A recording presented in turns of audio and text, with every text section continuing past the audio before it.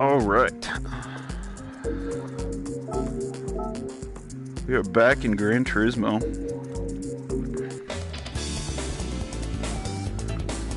After a brief hiatus, had a busy weekend, so I couldn't do a weekend stream. So that means I have doubled to make up for, but I promise I will make that up. I don't think I'm going to do it on Wednesday. I think it's going to be Saturday again, but I will make up for that. It'll be different. It won't be racing, is all I'm going to give out. But today, we are revisiting what I so failed miserably at last time, which is the first race of the Group 3 Endurance Series. I've done my little cheatsy ways, and I went on the internet and figured out what I'm supposed to do. Apparently, the more universal strategy for the Endurance Series is just let the car fly and don't change tires and just refuel whenever it runs out, instead of my strategy, which was run it as far as it'll go and then refuel.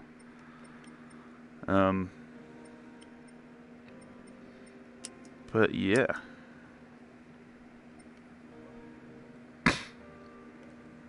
I'll keep traction control off. Max downforce. Auto transmission. Okay.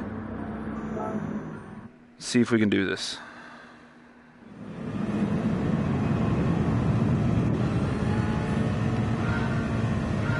We are on the power setting.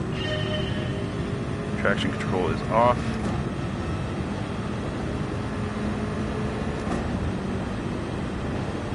Another nice thing is I'm back to a shifting car. I've been playing a lot of racing games where I went away from the paddle shifters, so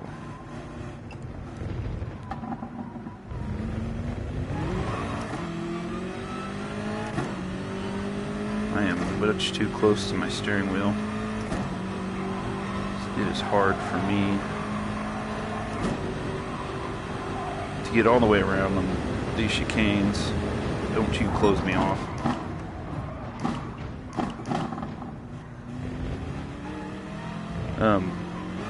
the pit strategies that I saw, where it's just all-out power, and then pit whenever you're out of fuel, it certainly makes a lot of sense,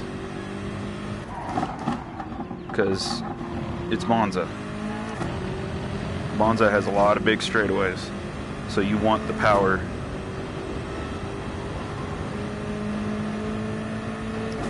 for those straightaways.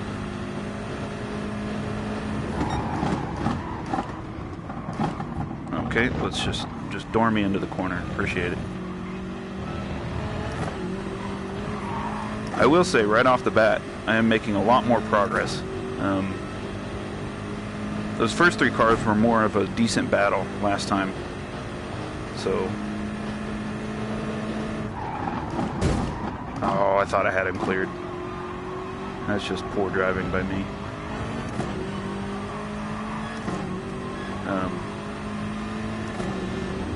What was I talking about? Oh yeah. I have the controls mapped on this to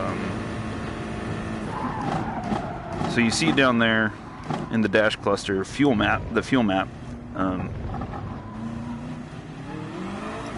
On the Logitech steering wheel, I have that menu to be changed by the plus minus buttons on the left side of the wheel, and then the settings on the within that menu to be changed with the spinner on the right side of the steering wheel that surrounds the enter button. Which to me it kind of makes sense, because most of the things inside that menu are almost like a knob that you have to turn. And the plus minus buttons, I just did that so that it's kind of out of the way. Plus I could cycle through those menus easily. But the only problem with that is the spinner around the enter button to change the settings. That only picks up input if you're not putting any input into the steering wheel elsewhere. So if you're putting any steering input in, it will not work. If you're trying to hit a button, or you're looking behind you and you're trying to spin that button, it won't work.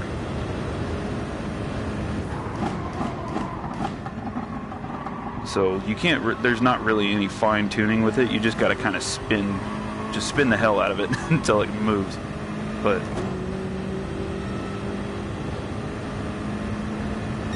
okay, we just notched down to 50 fuel, so I want to get a read on how much fuel we're burning per lap. Ooh, I ran that a little deep. We got it stopped.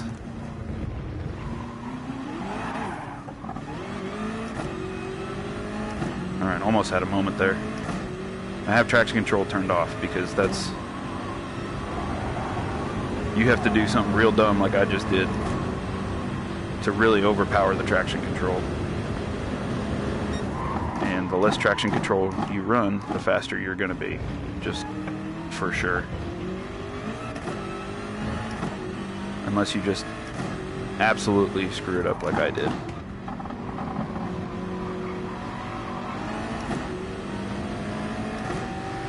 Now we're getting into the nitty-gritty.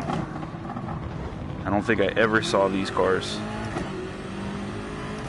last time I ran this race. I think the benchmark for me is going to be catching up to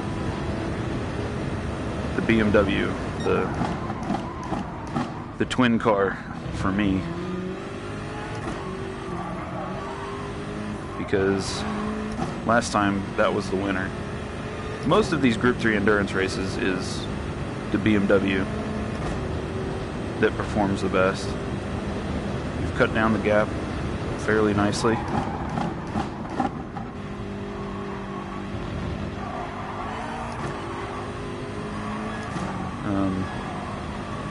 Tires are not wearing too bad. So we pull about 9 to 10% of fuel per lap. Curious as to when that ticks down. There, okay.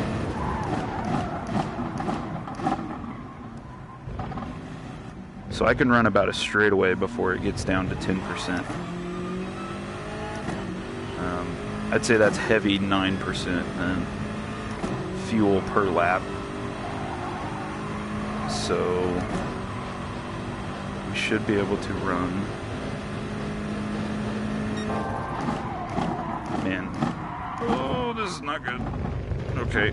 Well, we kind of made that chicane.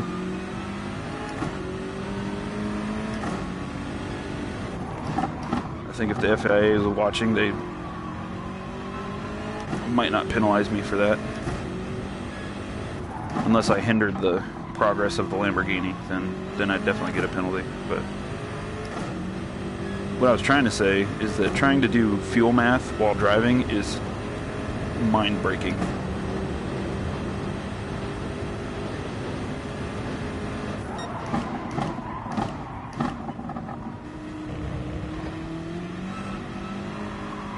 So I should have 4 laps from there since I was at 36%. So I think it's going to be run 2 laps and then see where we're at.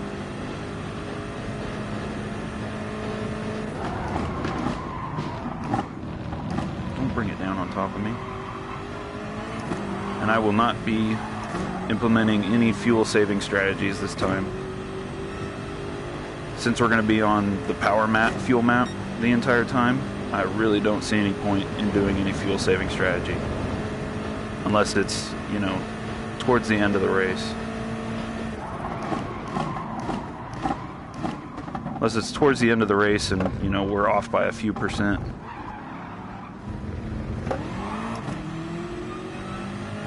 I thought I was going to be able to put up a better fight than that against this guy. I can jump him on the inside. Yeah, we're good.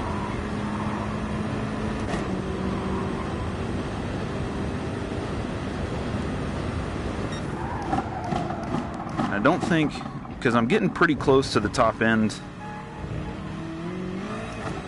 of the gearing through that front straightaway, but I don't think I'm losing a lot of time on it. Because in order to, I'm not bouncing off of the limiter, and in order to really max it out, I have to get a draft pull like I did on that last pass. So I don't think I really need to tune that out. I wish I remembered what the fastest lap times were the last time I ran this race, so I could kind of figure out where I was pacing wise. I want to say that the computers did not break out of the 150s. So I want to say my 149 is very good pace. But we'll see.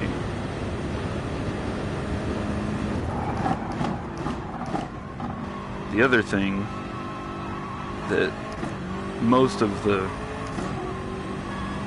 message boards that I saw for strategy on this was, okay, I think we'll go 2 laps from here, was to never change tires, which I'm a little wary of, because obviously I'm really bad about putting the power down too early.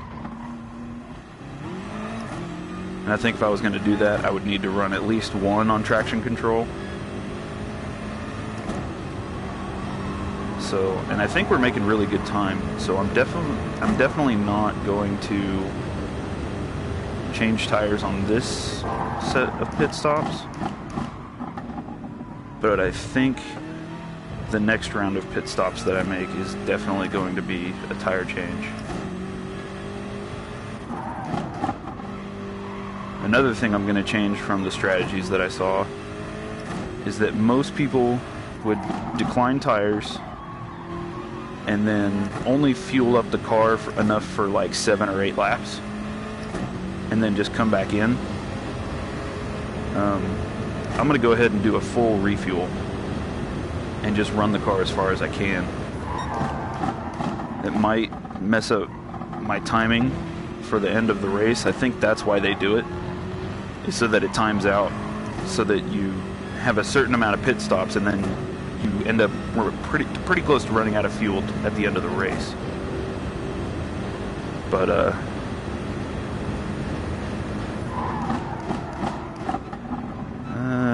tire wear is kind of scaring me. So I'm going to make one more lap, and then we're pitting next time. Okay, so 4th place is already pitting.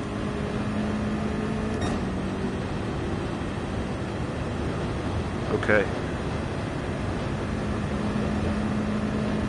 We're about 30 seconds behind the leaders. I believe last time I figured out that pit stops cost about 25 seconds. Probably usually between 25 and 30 for most places. I think 25 here. 30 is worst case scenario. And that's with tires. That's another scary thing about this game, is that pit stops do not include a refuel during changing tires. If you're changing tires, you have to change tires and then refuel the car. They don't happen simultaneously.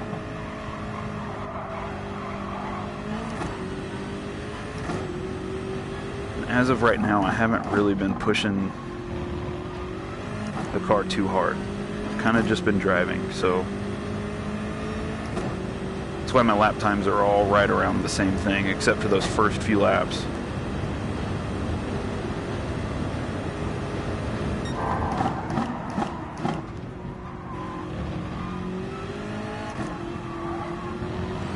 I think if I really paid attention to what I was doing, I could shave some serious time, but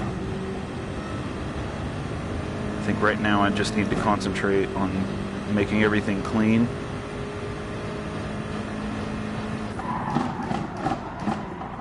And performing my pit strategy. So far it looks like nobody from the top 3 is pitted, unless this guy dives in. He's diving in. He's gonna hold me up.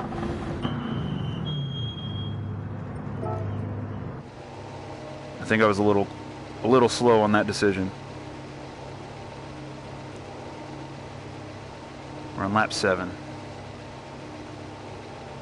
I should have made that tire decision way quicker. I think there's a possibility I lost some time on that. But I think that was a 20-second stop.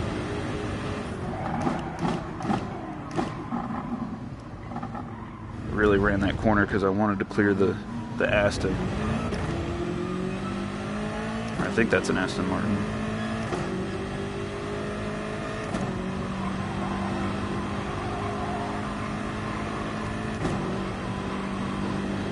So that dropped us to 5th. But I have 4th and 3rd in front of me. And unfortunately, I think this Vision car was the 4th place driver that dropped into the pits early. And that car is fast.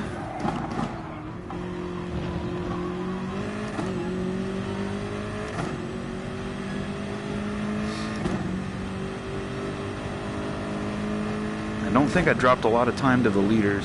There goes the leaders in the pits, and he's on hard tires. That's good. I like to see hard tires.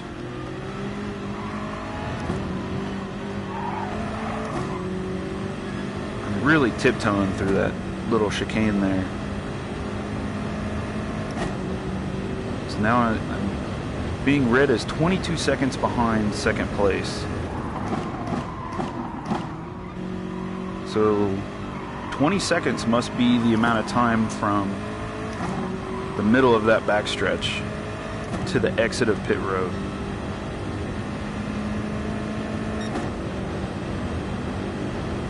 So if I want to overtake somebody in the pits, I should probably be at least in the braking zone of the final corner. And then I might be able to make a race out of it when they exit the pits.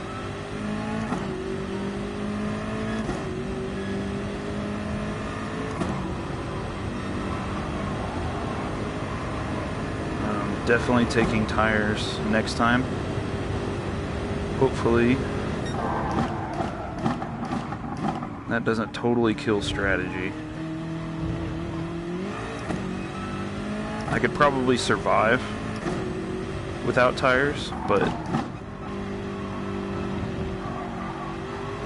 I really don't like driving on survival. Driving on survival is kind of annoying.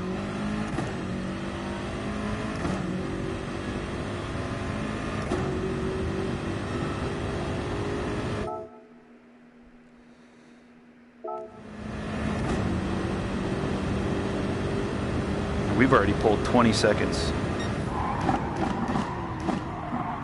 out of the lead. And it looks like I'm going to have to start adjusting my braking points. Since the leader pitted, we already pulled 20 seconds out of the lead. So we're only a third of the way through this race. I think I've pulled 40 seconds total. No, not total. I think it's more like 30 seconds. Oh boy. Yep. Tires are getting scary. We still got to run these guys for like 9 more laps. So I'm gonna have to pay attention to what I'm doing. Man, the head drift is not great today. Pretty sure I say that every day, but there's no way around it. Another bonus is that we know the leader is on hard tires. I don't know for sure what second place is on. So they are going to be slower than us on track pace. But since they have hard tires on, I'm pretty sure they're never going to change tires. I mean, I'm on soft tires, and I think I'm only going to have to change them once. So they are probably guaranteed fuel only for the rest of the race.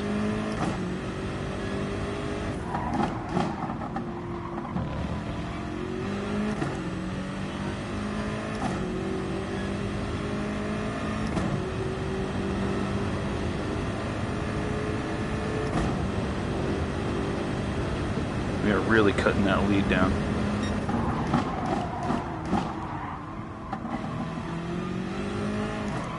So now in my head, I'm already trying to strategize for Panorama. Panorama has some pretty big straightaways.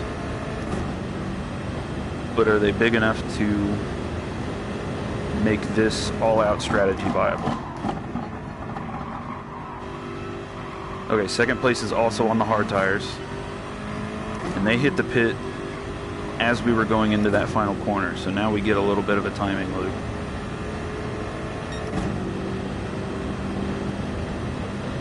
But we beat him out of the pits, no problem. So yeah, I would certainly push that back to the braking zone of that final corner. We'll make a race out of the pits.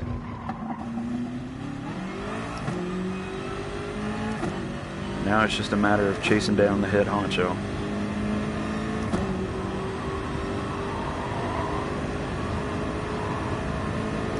Also, shout out to the like 4- and 5-year-old message boards that have these strategies on them.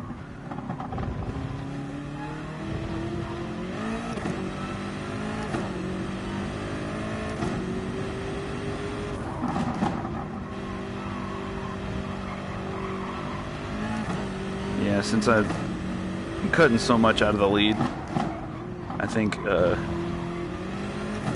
going to go into safety mode, where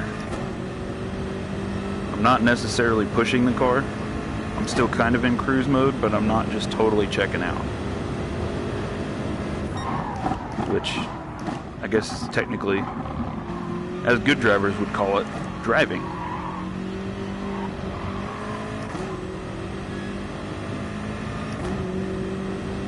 And we're catching lap cars too, so hopefully that'll help me out in cutting down these splits.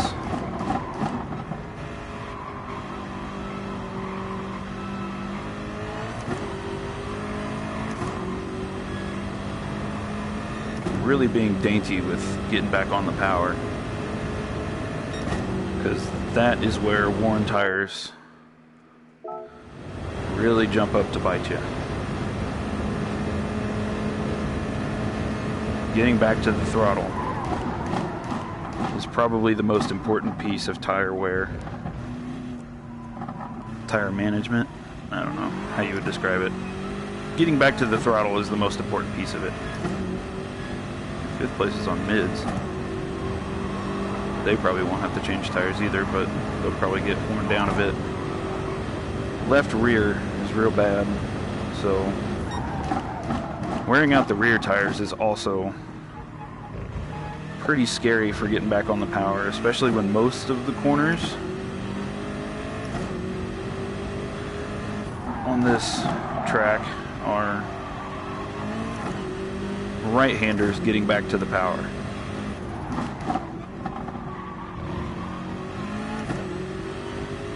Because this, which is going to happen because this track is right-hand heavy, so it loops to the right side.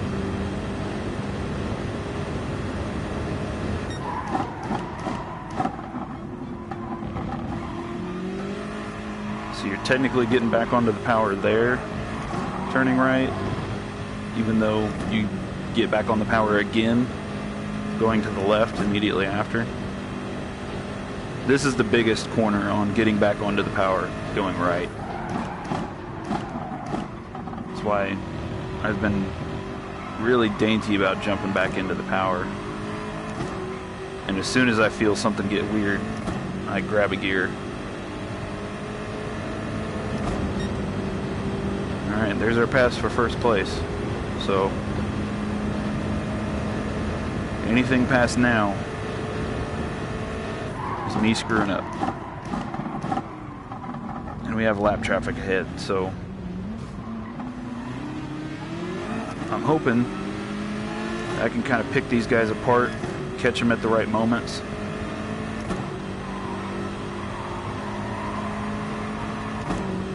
Pull a gap out. See, technically these guys are supposed to... Okay, we made it. Went way too deep in that braking zone for safety. Technically, you can see the marshals and the flag lights that are around the track are going to be waving blue flags for these AI drivers to get over. Well, they kind of don't, and they kind of do.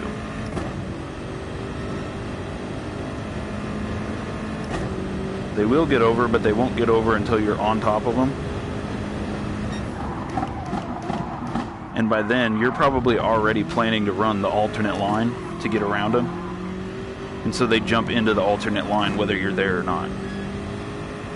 So if you're down a straightaway and you're running a more inside line, they'll jump to it even though you're already there.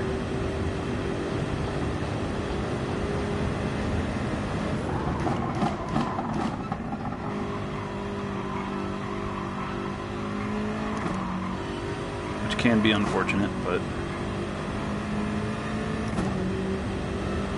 looks like my lap times are all kind of on point, except for that one. That one was real slow. Don't know why. It wasn't the lap traffic, that's for sure, because I kind of picked them apart. At least I like to think I did.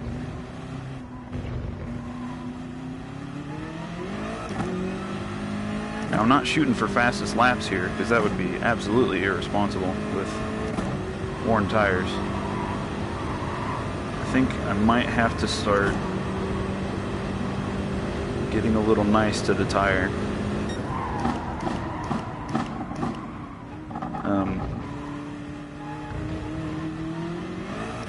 I think I ran one race where I just tried to run the tires down, because it was towards the end of the race, so I didn't change tires, and I eked out a pretty good lap. I think it was the Group 3 endurance race at Fuji? Question mark? I know it was a Group 3 race because it was this car. But the car basically became uncontrollable at around 30% tire. You can't really tell because it's just that weird little graphic down at the bottom left of the dash cluster.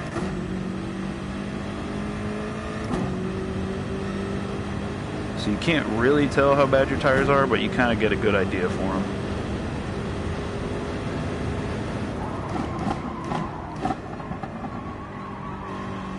So that rear left tire kind of dipping under 50% has me sweating a little bit. We've only pulled out 10 seconds on second place, which, you know, might be saying only 10 seconds. I think that'll cover maybe a quick spin out.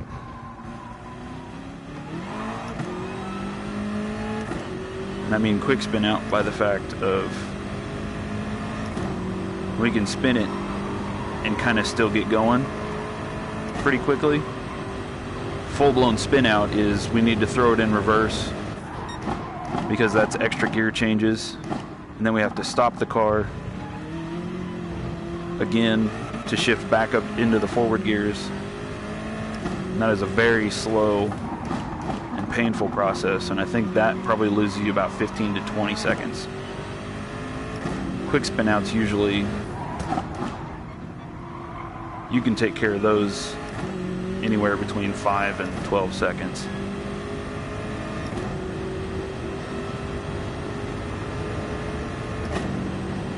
Depending on where you spin and what track you're at. Because there's tracks like the Nürburgring, the old Nürburgring, where it's pretty much just like 2 feet of grass and guardrails everywhere. So if you screw up, the track kind of keeps you pointed where you need to be. But if you end up backwards on that, that's going to take a lot of time. If you end up screwing up and you get pointed the right way, you should be okay. Looks like I can run 3 laps.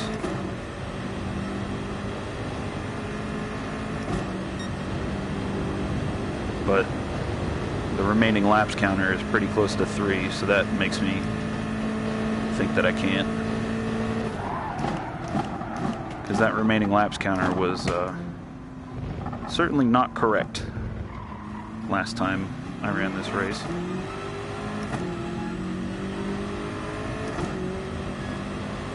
Okay, the left rear I think has certainly dipped into the watch yourself range.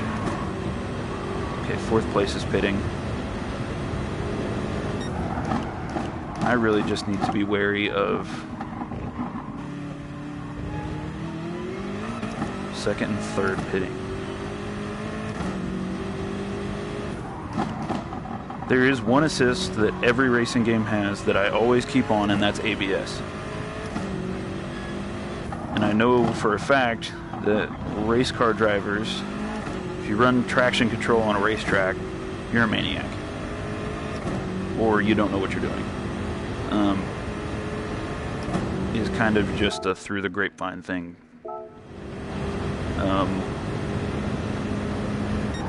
And I know a lot of fast race cars do not run ABS. I'm willing to bet that most race cars don't run ABS, but I'm not willing to learn that. Because I hate playing a racing game where I have to try and brake for a corner and I can't use all of the brake pedal.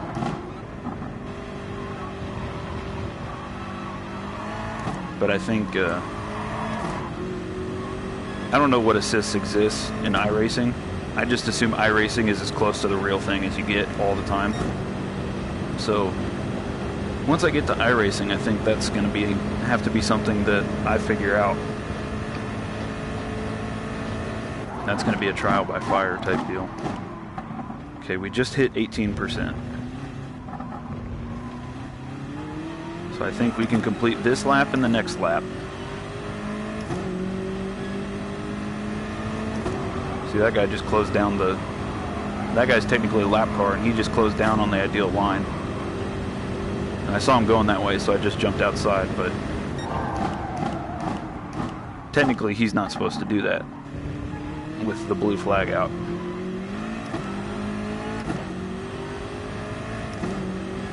There is no blue flag light, so that means I have a ways to go before I get to a lap car. And there's a ways to go before the lap car that I just went by has to the next car, which is 15 seconds to second place. So we're doing well. I think this next set of pit stops is going to be crucial, because I'm going to have to do some maths really quick and figure out where I can split this race in half, because I don't know, because if I fill it all the way up on fuel, I don't think I can make it to the end on full bore. So I kind of want to split it. We can make another lap, we're fine. We don't have 1.3 laps, but we're gonna make it.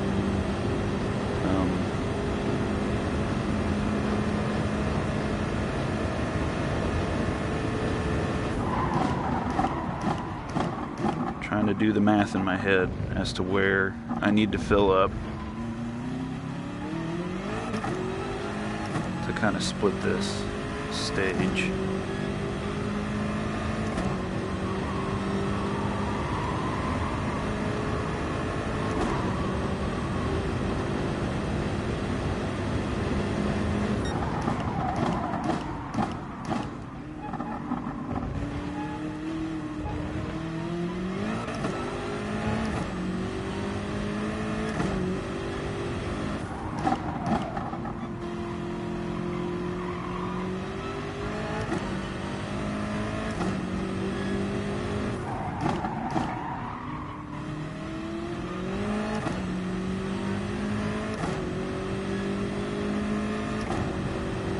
I think I'm going to go for 60% fuel.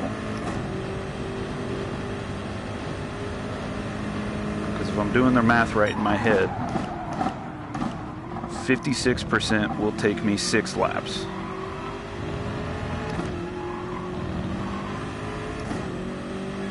I'm going to have close to 12 laps to go. So I'm going to take on 60% to be safe, just in case I burn a little more than 9% per lap. That will also make up for the tire change time.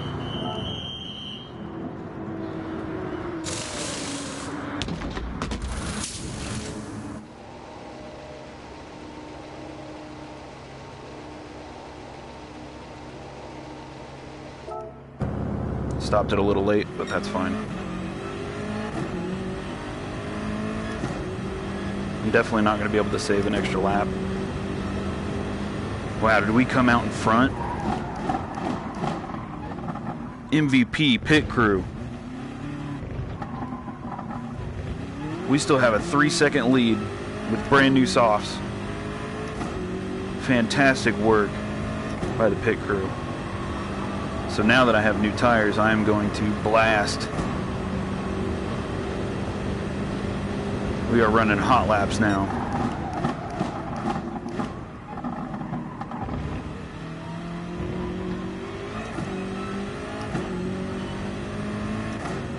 I got brand new tires on. I know I can make the fuel window because I purposefully cut it down.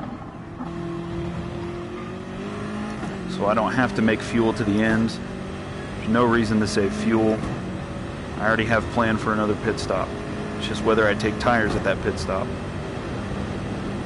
And I think that depends on what kind of gap I'm showing to the second place car.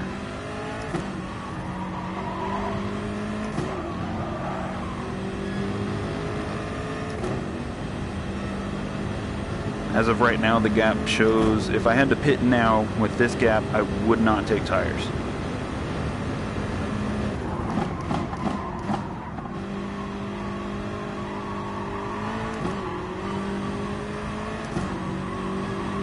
But I'm hoping that the second and third place drivers still have one more pit to make So if they jump down to the pits, that's going to probably give me enough of a lead that I would feel comfortable taking tires and blitzing some more laps. I guess it also depends on how much tire wear we show at the end of this quick stint. I think I just ran my fastest lap. Yep, I ran my fastest lap on my out lap. But it was an out lap, so it didn't count for fastest of the race.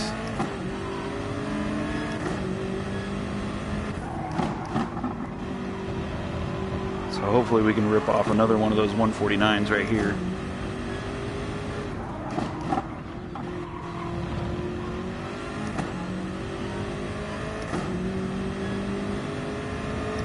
At least now there's kind of a physical indication of what I mean by letting it rip. I'm pushing the car hard, so it's showing in the lap times. It's not just me saying, oh, I'm going to push it and I'm going to rip off some hot laps and then I go and, you know, drive like I was. I'm really pushing the car now because I want to use up these tires to my advantage.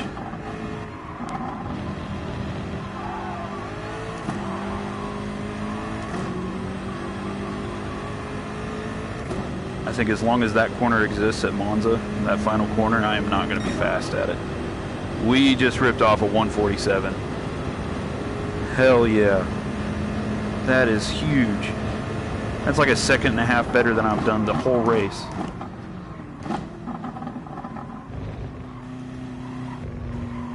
Okay, second place is in the pits. Still on hard tires. Let's see if they fuel up all the way.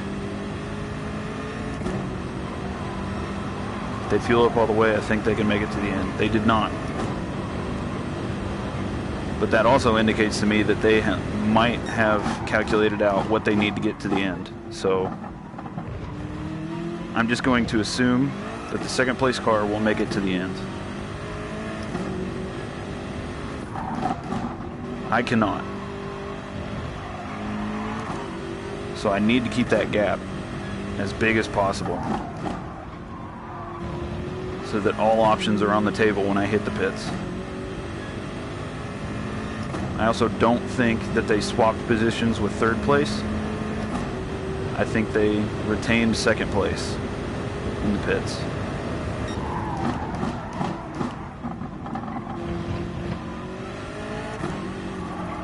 But we won't know until the next car on the podium pits.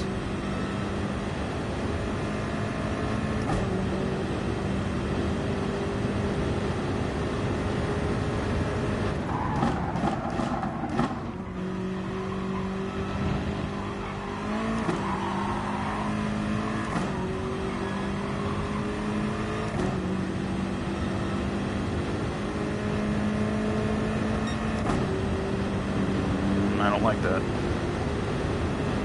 Should be turning better laps than that. I just ripped off a 147 and tire fall off was not enough for 1.2 seconds.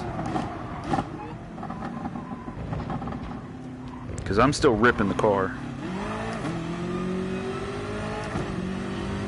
I'm wanting to pull out as big a gap as possible so that I can make my next pit stop with no sweat on my neck.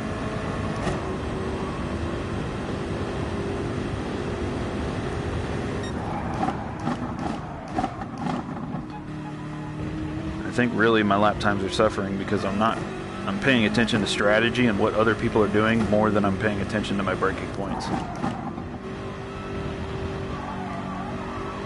I'm just kind of driving the car on feel.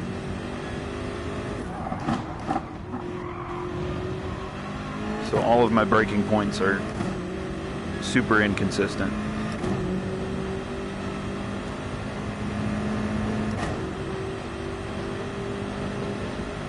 I think except for the major ones.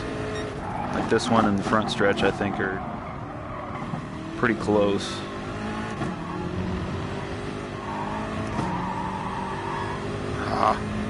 That's the wrong time to catch a lap car. That really kills your straightaway speed. Okay, I think we can rip another 3 laps.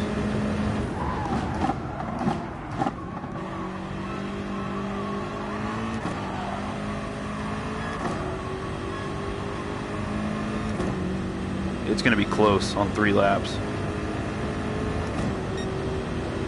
Might have to go fuel save for a little bit just to make sure that I can get to 3 laps.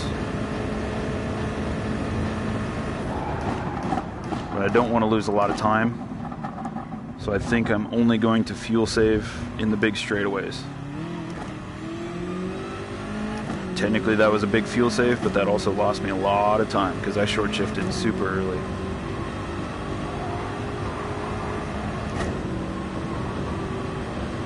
And I think every time I shift from 5th to 6th, it's going to be early. Because 6th gear, you can't save fuel unless you just straight up get out of the throttle. That's the only way to save fuel in top gear.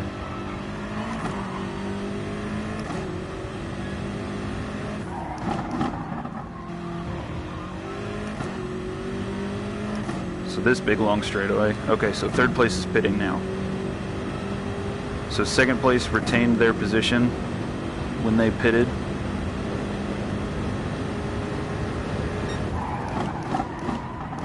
So that means it's definitely going to be just me and him. There's no squabble between 2nd and 3rd. 3rd and 4th there will be. Oh, we got a draft. Drafting is actually pretty good for fuel savings, even though technically we're going to pick up more speed and more revs through the straightaway. We're still close on fuel, but I think we saved a little bit.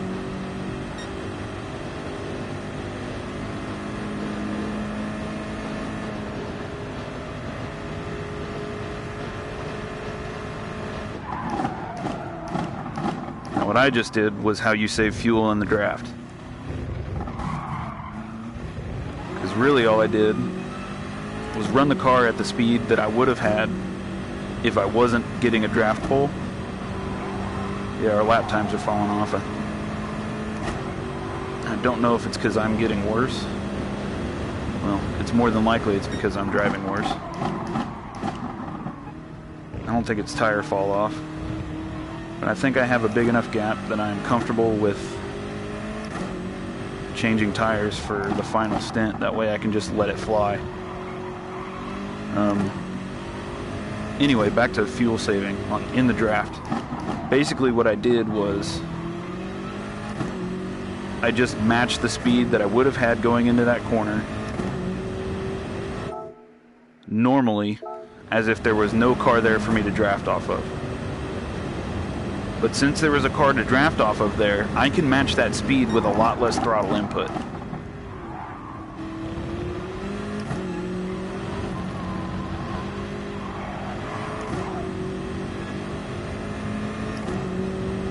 So if you know, like NASCAR at the super speedways, where they have those big drafting lines, the guys that are farther back in that drafting line are not running full throttle.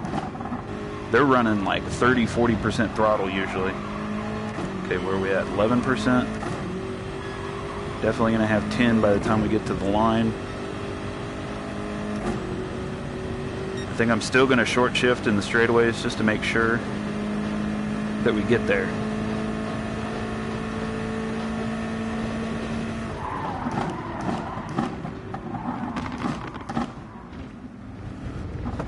And I have lap cars ahead, so they're certainly going to change how much throttle I used. And what I did just there definitely lost me some fuel.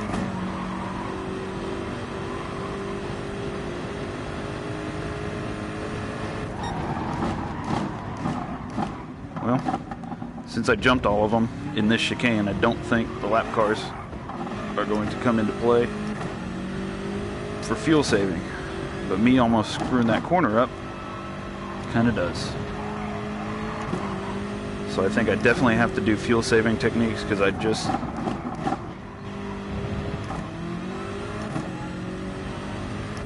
I technically had 3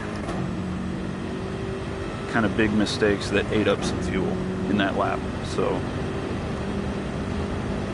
still gonna have to short shift this straightaway. Maybe be a little more gentle on throttle input through there.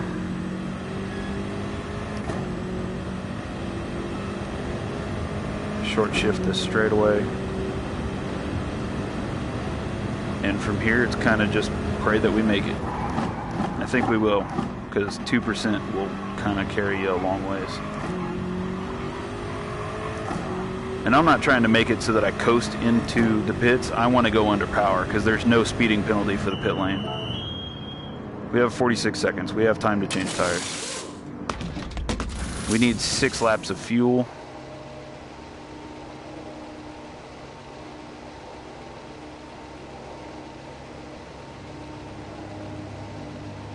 I did way more than that.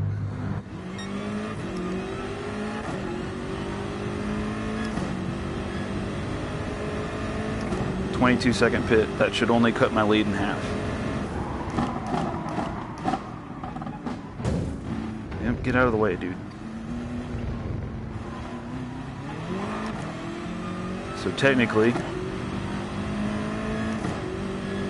I should still have enough of a gap on second place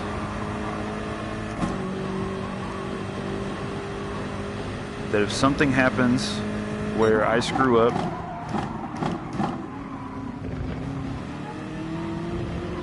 and spin the car out, I think I still should be able to recover, and I should still be able to retain my position.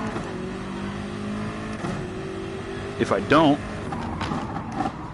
something goes horribly wrong, which can happen. I've done it twice. Then I at least have fresh enough tires that I can try and run the other guy down.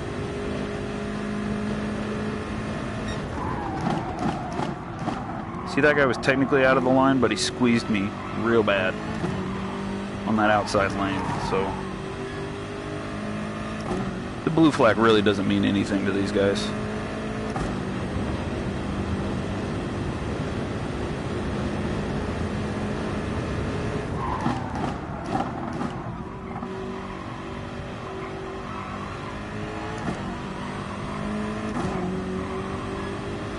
I think if I do anything other than, I think I want to finish out the endurance series today.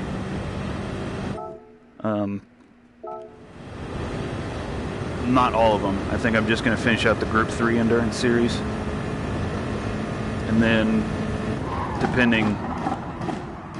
depending on time, I might jump into the open wheel series, the F1500 series in the professional league. So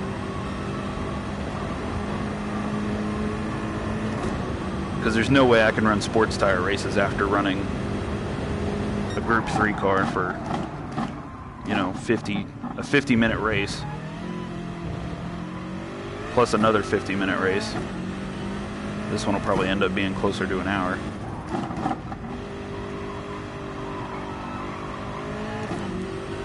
So I guess it'll just depend on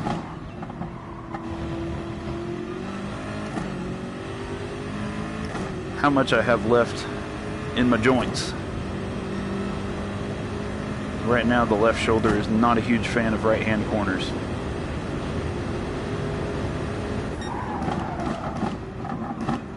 Luckily, Mount Panorama is left-hand heavy. This one is right-hand heavy, so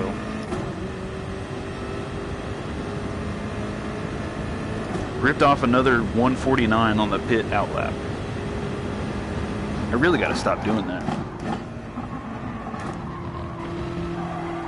Really, all that's doing is chewing off that nice new bit of the tire, and it's not technically an official lap either. That lap was super not good, so let's see if we can rip off some good ones, especially this one. The last one I should have. I'm gonna really go for it on this one.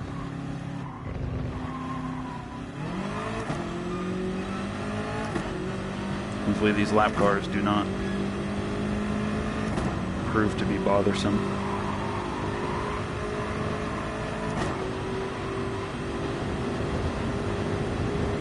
They might be, depending on how much I close them down here.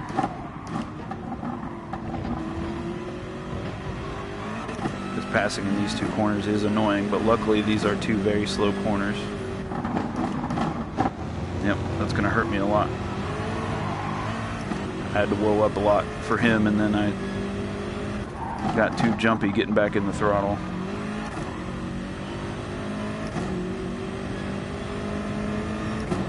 I will be thoroughly surprised if I'm still running good pace. I haven't been checking the time splits, so this one is going to... Oh boy. I got all excited when my time split lit up purple, and I screwed up that braking point. Hopefully we're still good. I was 3/10 to the good at that time split.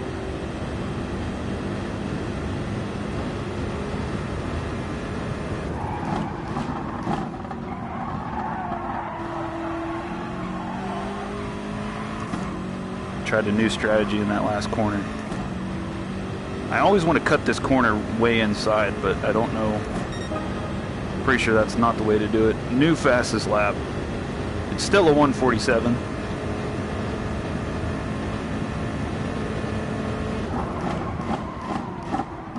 But I'll take it.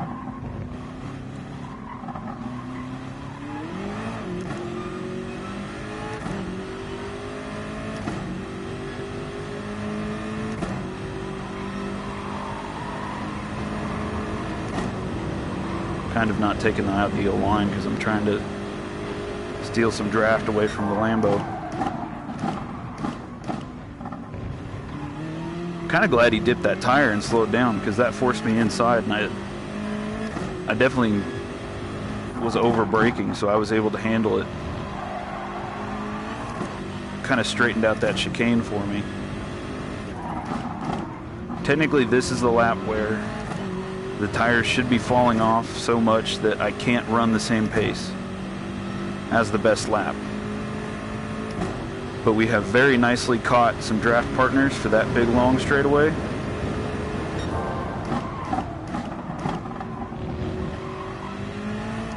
And I hit that braking point correctly. So we should be able to compete for a 146. I'm not even racing the other people at this point. I'm competing for a 146.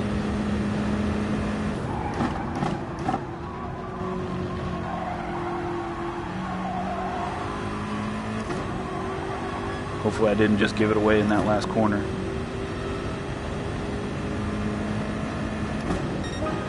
$146.2. Man, not only did we run a 146, I proved to myself that I have been running shit laps this whole time. I'm still going to rip this last lap because I can. I don't think I'm going to run a 146.2 simply based on my performance already in this lap. Not to mention I caught a major draft partner. Okay, sector 1, we are faster.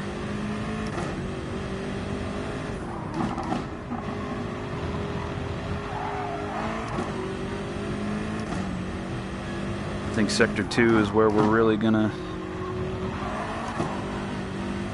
lose time, especially doing that.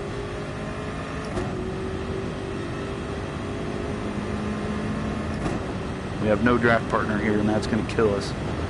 See what the sector 2 time split is.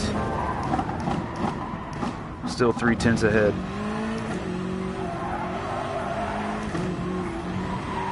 I was really gentle in that first braking zone because I didn't think I was going to get it. So I really had to push it through those next few corners, and we caught a draft partner in probably an even more important position here. But I had to jump on the brakes a lot harder to make sure that I cleared him. So this last corner is not great. See what we get. 145. 145.8. That's how you finish a race, an endurance race.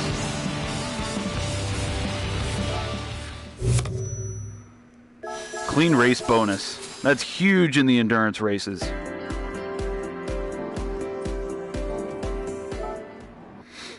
I never try to get the clean race bonus in the endurance races because then I'll be resetting so much, losing so much time. I'm gonna get my daily workout car quick.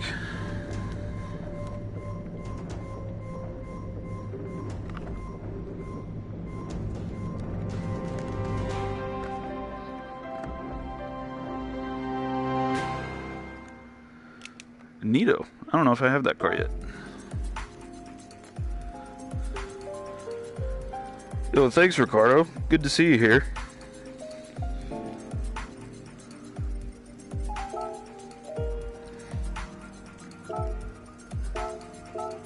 Check and make sure.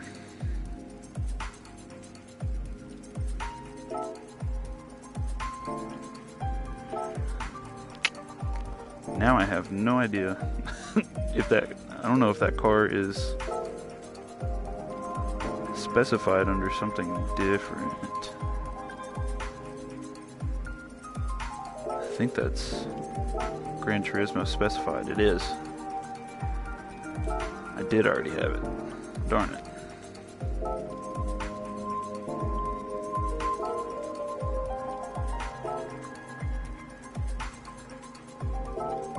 Well, that's the first time I've been able to sell one for profit. Cool. That pushes us over the 13 mil mark. Oh,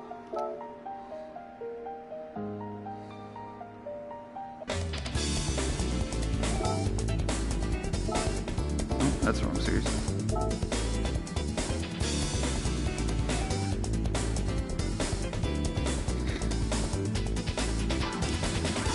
Yeah, I'm glad you jumped into chat. I was about to check and make sure that my viewer count was right. I was going to check and make sure I didn't leave my stream up on my phone.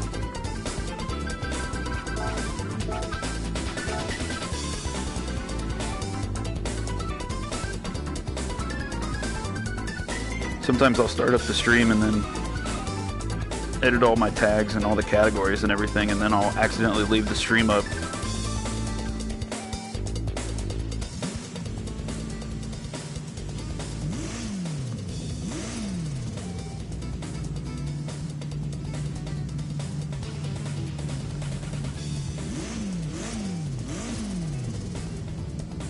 Okay. So you stuck around through my boring racing lectures a couple of times.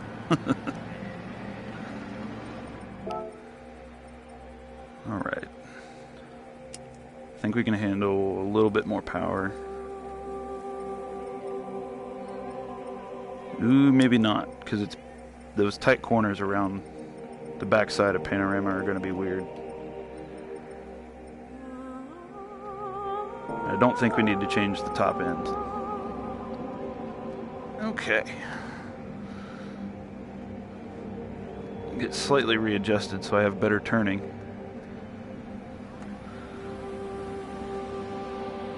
Okay.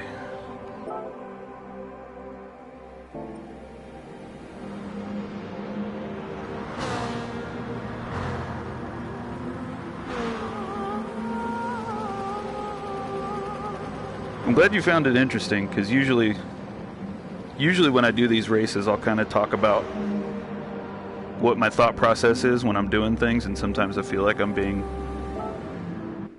like a boring college professor when I do it.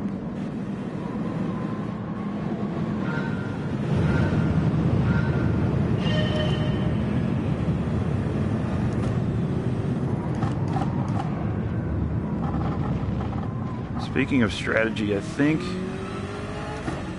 I'm going to run the same strategy as I did at the last race, where I just run all the power, don't save any fuel.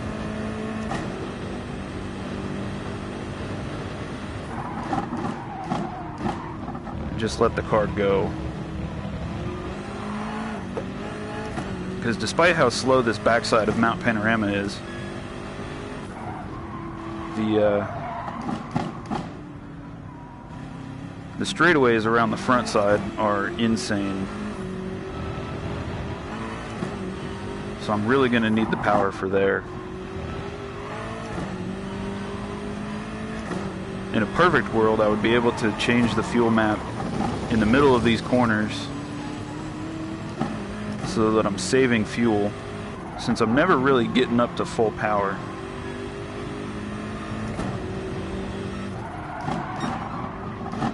Oh, that corner needs to have a way quicker braking zone.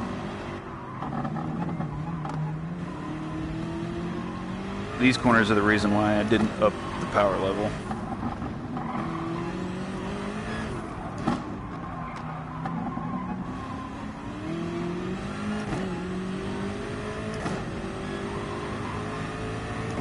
There's a reason why cars get eaten up in real life at this track, because there's a lot of corners that are either downhill braking zones or they're braking zones over a hill. This one has, depending on what car you're in, that's a braking zone in the middle of a corner. Luckily, we're in Group 3 cars, so we can run through that corner before we hit the brakes. But cars with less braking power have to get on the brakes in the middle of that chicane. Oh, I thought I had them cleared. That's real bad. Where are we at? Lap 1? Yeah, that's a reset.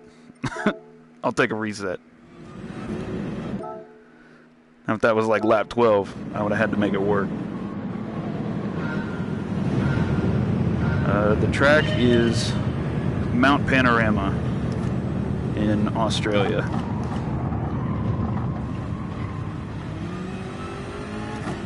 This is where, this is like the Indy 500 for the Australian supercars.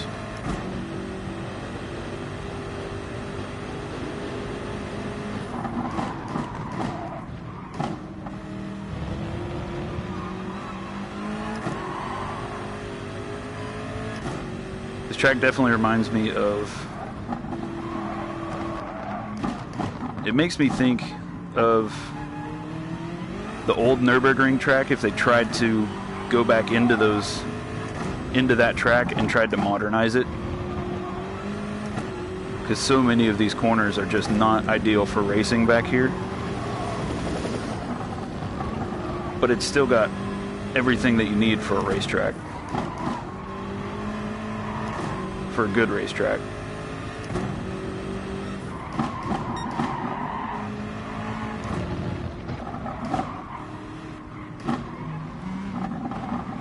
I'm doing much better this time around. I think that's only because I got that first lap out of my system. But since I ran that first lap, and I know how easy it is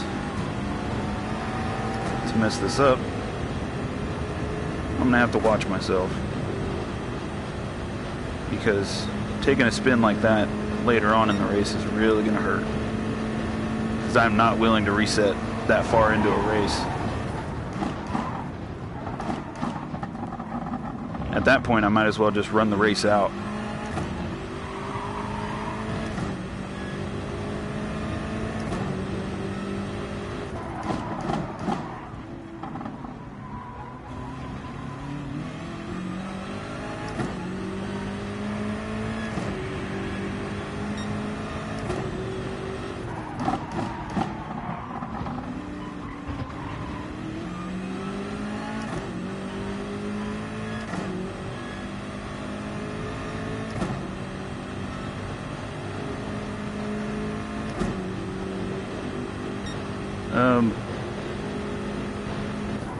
I was more thinking of Nürburgring, like the really old track that goes through the forest and the town and everything. I think that one's technically called like Nordschleife or something, some big long German word that I'm really bad at pronouncing.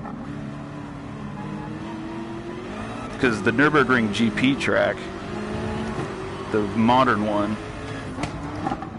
that one is just full-blown racetrack. I don't think they really have There's not a whole lot in that track that really reminds you of the crazy town circuit or forest circuit that they have attached to it. But like this track reminds me of the really nasty corners in that forest circuit. Or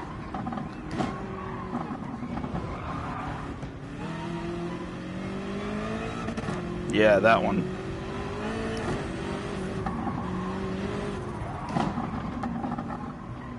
The one that all the car manufacturers try to set the fastest lap at, but they change the rules on them so many times that people can't really touch the lap times anymore. Yeah, the big, long 17-mile one. That's kind of what the corners in the back of this track remind me of, those corners. Because it's not really set up nicely for race cars. Or any car for that matter. It's just not nice or safe. But it's still a racetrack and people still run it.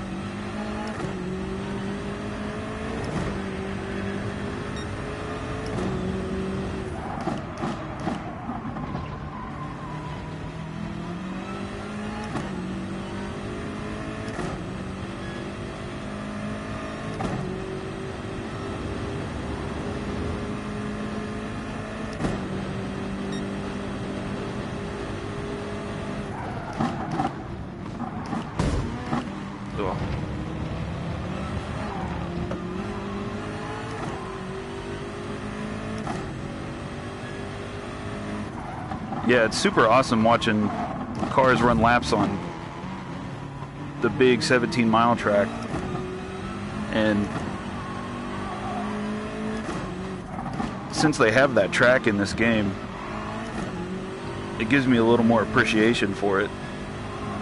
Because anytime I run that track, I think there's 3 or 4 official races that you go to that track at.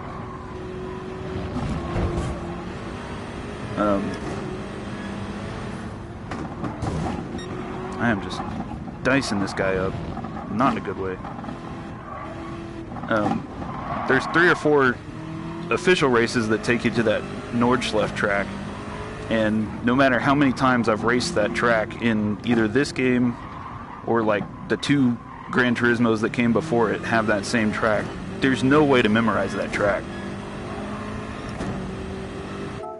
You just have to kind of go in and trust the braking zones that the game gives you and just remember the corners that you screw up.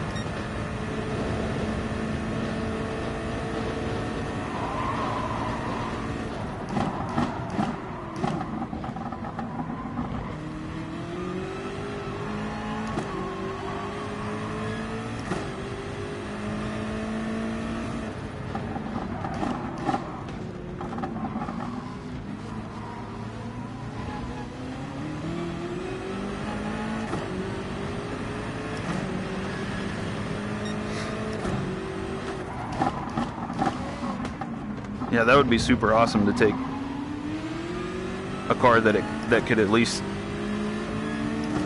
handle corners decent and get it on that track. It would be super heartbreaking if you end up going off on that track, because there's almost no room. There's no runoff in any of the corners. There's like 3 feet of grass and then guardrail immediately.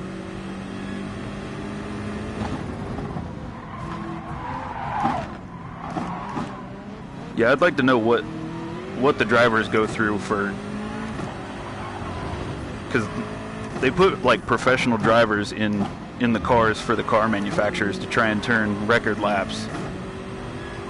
And I'd like to know if there's like one professional driver that just only runs Nürburgring and nothing else, so he only knows those corners. Or if they just pick a driver and it's like, all right, you're gonna study all of these corners for the next 2 weeks before we even give you the car.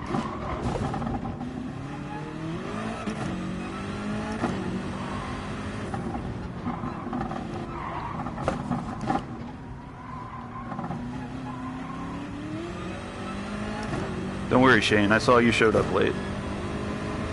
As always.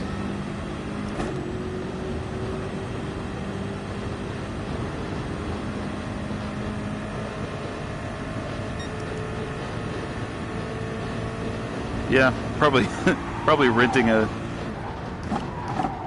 one from them is probably the best way to go about it. I wonder if they have driving courses like they do in some of the U.S. tracks, because I know there's places like Vegas and other touristy spots where you can rent out some high-dollar cars and take some laps around a road track with them.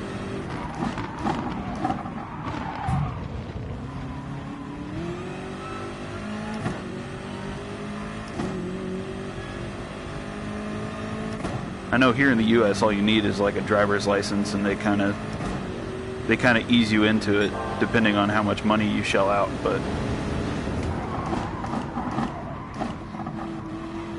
I wonder if they would have a program like that at the big Nürburgring track.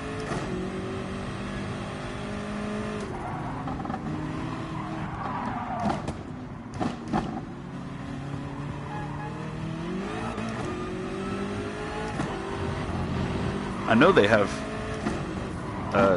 track days, and they've had amateurs on that track, because there's a plethora of YouTube videos of people just taking their dailies and just getting eaten up by those guardrails.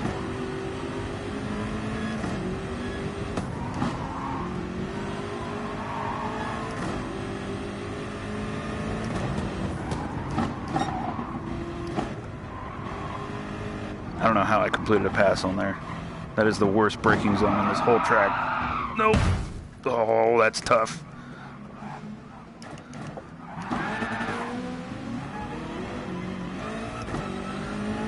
Good thing the gap to the leader is like 17 seconds. So there's basically everybody's just stacked up in one area. I won't have to really chase anybody.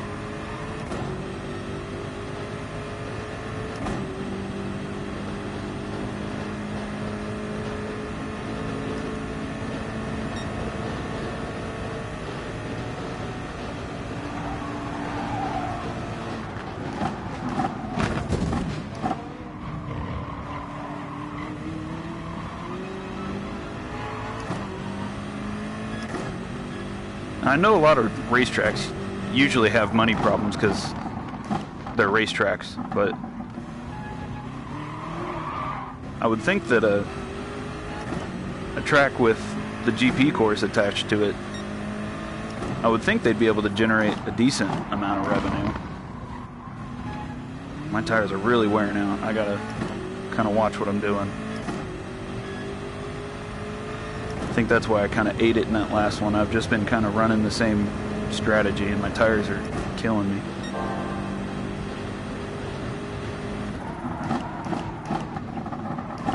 Yeah, the fact that I just ran my best time in Sector 1 right there after a terrible first corner.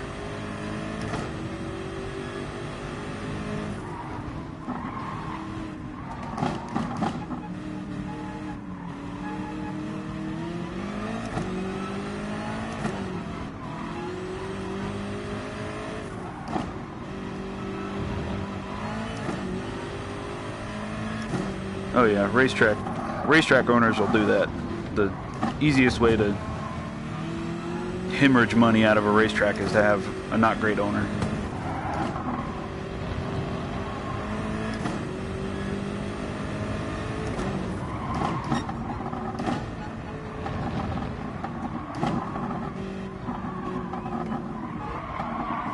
And I'm no business major, so I don't know what exactly decisions go into that, but usually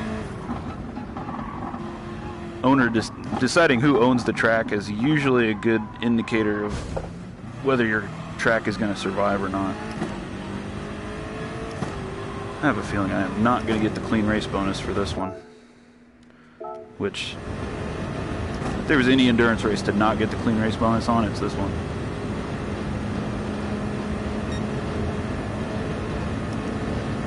I still hold fastest lap, so I'm not far off the pace. At least I know that.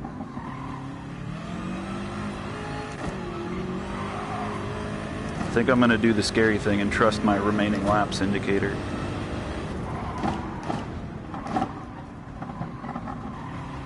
Which I don't usually do.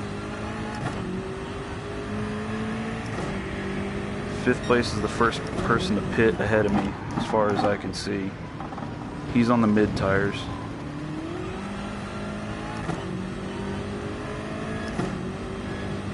I think based on the gap that I was able to pull at Monza with this strategy, I think I'm going to go ahead and change tires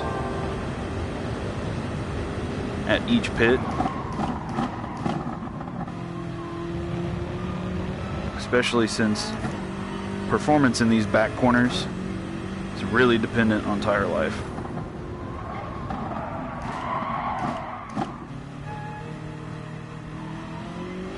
I just lost fastest lap. So they're pushing.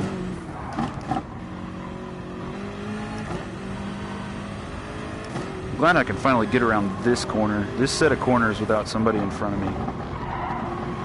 For some reason the computers really love to just whoa up on that part.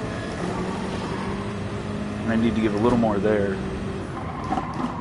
That is the worst corner on this whole course.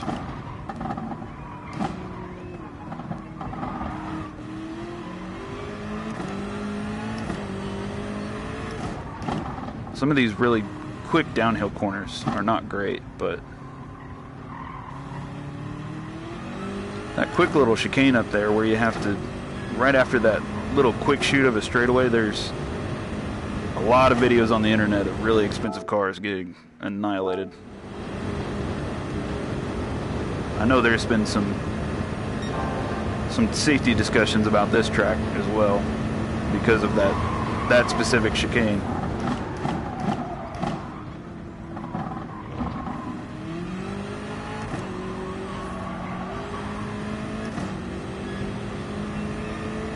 I like to think Australia is a little more lax about that. Maybe. I don't know. Man, that sucks that I can't run this pit lane like those other tracks. Most of the other tracks, you can just run in there full bore and it won't matter. Alright, I'm pitting with 2 other people, so. But I'm absolutely going to have a longer pit stop than them.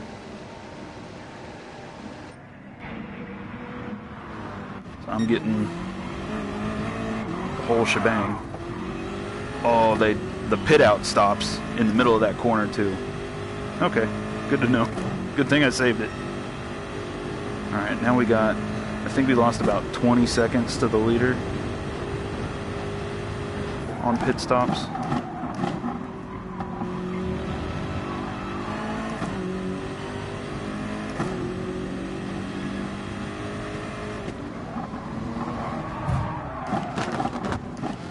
One of the problems with Group 3 is that when your tires wear out, it's obvious when you're driving. But when the computer's tires, or the AI's driver's tires are kind of wearing down, it's kind of hard to tell. Because it's not like you have a lap time readout for them. I think that's really the only change, is that their lap times may vary a little bit.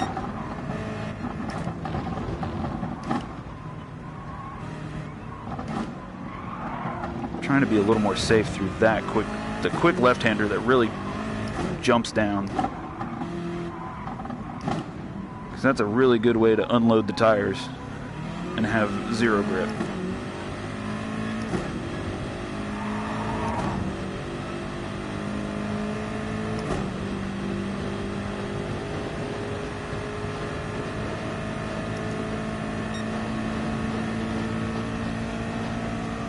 Hopefully the front runner cars come in for their pit stops soon. That way pit stops can kind of cycle through. Luckily, I've already ran into enough cars and walls in this race that I don't really have to worry about the clean race bonus happening at the end. I'm pretty positive that it's not.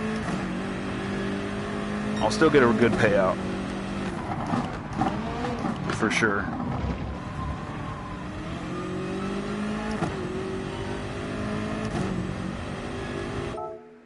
Gotta keep adjusting this headset. What is my problem with running really quick laps on the out lap? I just ripped off a 2:04.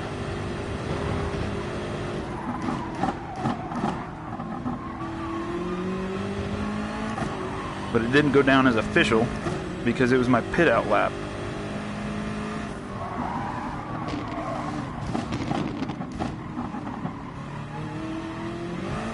I guess on the positive side of not having the clean race bonus is that I can kind of shoot the AI off into some of the corners.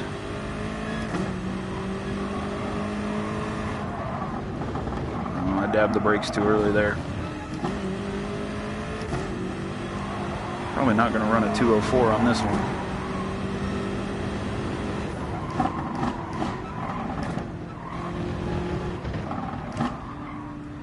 I am still in fastest lap territory though. As I saw the sector split, the sector time come up in purple.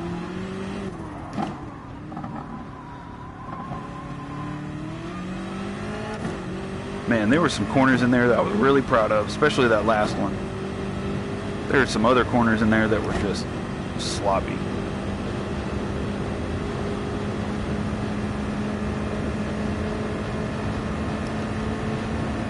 .7 ahead of best lap so far.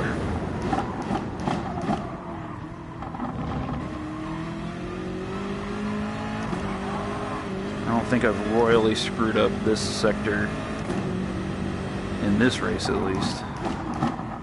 So I don't think there's anything glaring to improve off of there.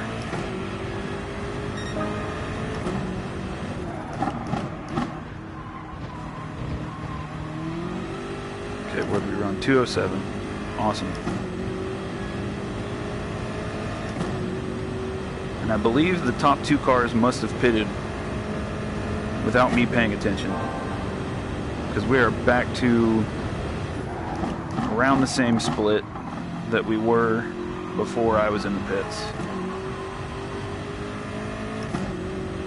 It's a little bit better. We're at 14 seconds now. Oh, I misjudged that real bad.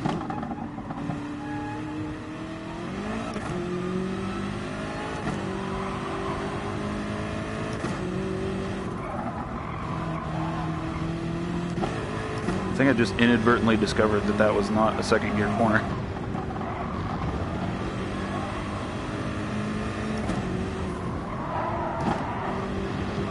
But yeah, I can pull a lot more speed through those corners.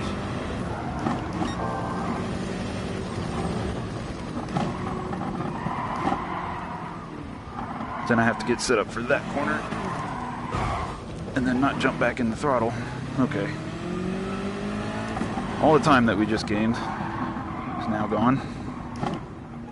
Got to get my feet back under me. Okay.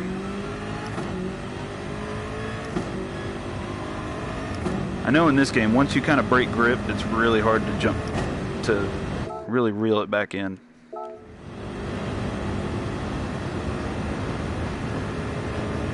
We're pulling a lot of time out of the lead interval, so pretty confident with the all-out strategy. Okay, there goes first place in for a pit stop. So I pulled all of that interval back without them going into the pits. So the car that is now in first place, I assume, still has to pit.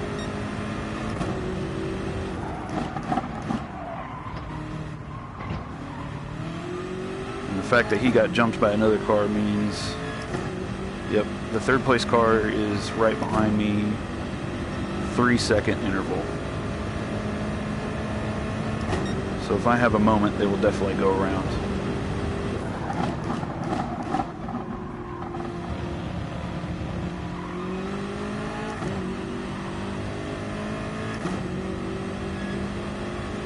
That is one positive about this track, is that back here where you're more likely to screw up, the walls are super close.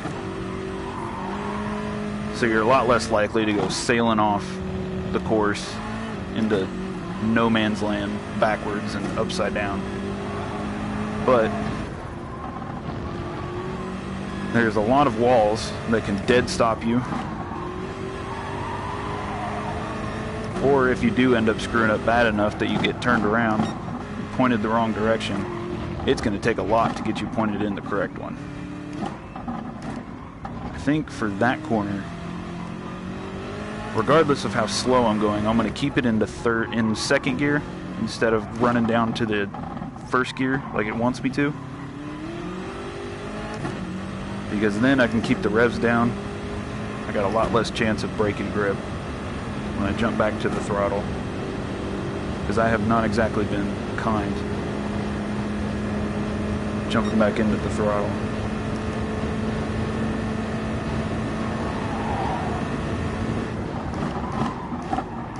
Okay, I have the first place car in sight now. His first big hurdle is jump. He's taking the pits. He's on hard tires.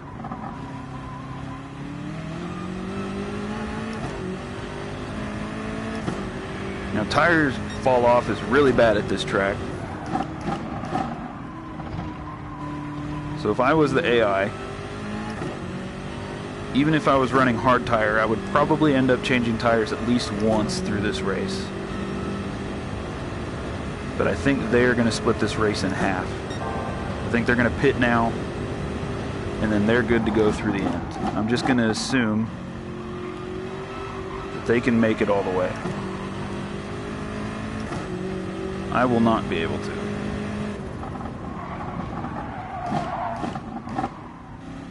And I have not done my due diligence to record how much fuel I'm burning per lap. So once I get back around to start finish, I can get an idea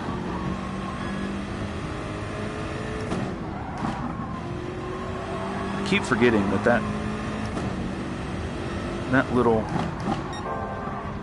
collection of corners, I can really let it hang out compared to what the game wants me to do.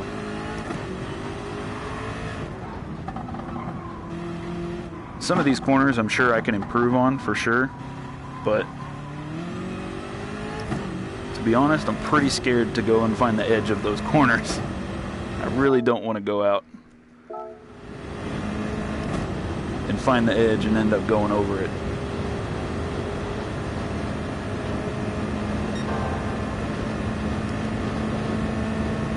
We are on pace with a 207, which is very surprising to me. It just means my best lap really isn't that best.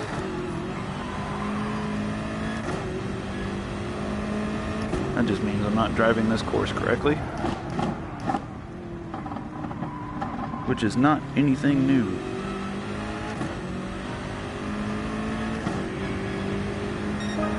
Yeah, the full send is what I'm worried about, Shane. I think we just pulled a 10th off of best lap, which means I am just, and we're like 25% down on tire life, so that just means I haven't figured this course out yet. And I didn't check my fuel when I went by start finish, so I'll just wait till it ticks to 50 and then go off of that. Okay. We ticked off on 50% fuel.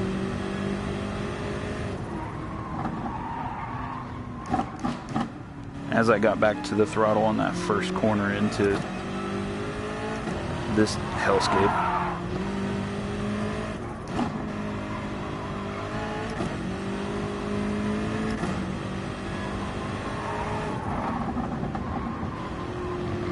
I'm also worried that I'm figuring out kind of where I can get more speed out of these corners as my tire wear is eating up my tires.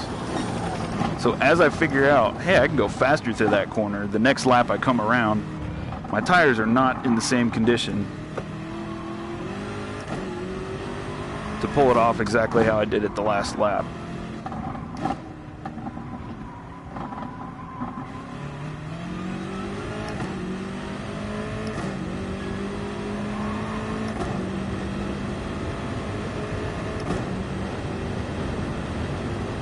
Yeah, I think I've gotten a big enough gap on the second place car that if something goes super not good where I have to end up pulling out the reverse gear again,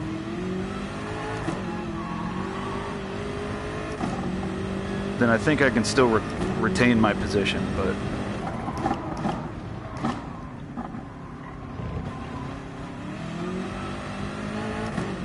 I also want to keep that gap pretty big so that I can change tires at every pit stop.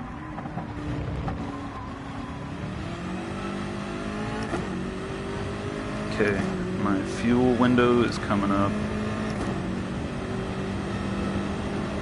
It looks like we might burn 9% again.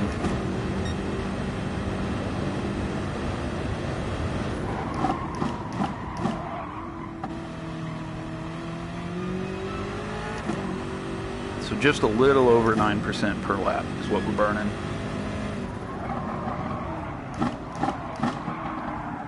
Wow, that snapped loose immediately.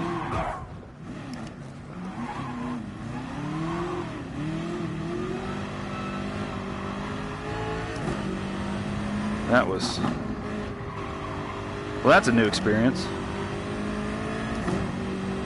So I kind of jumped out of the brakes in that corner because I thought I was going to be able to catch a little more speed going into it, but since I had steering input into the wheel, it really didn't like it and snapped me around. But that wasn't... oh no. Okay, we didn't have to go into reverse, but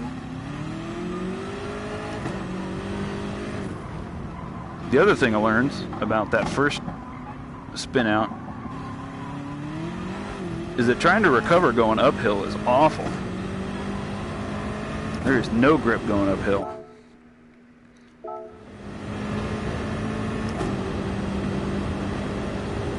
So I'm going to have to be very delicate going back to the throttle now, because this is just... I can't keep doing that. I think I lost 10 seconds on my gap.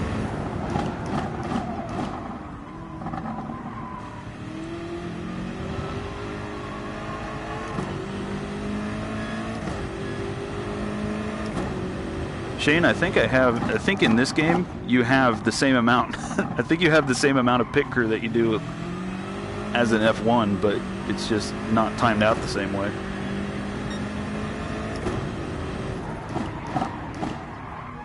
They also don't refuel in F1, I guess, so if I took my whole refueling out,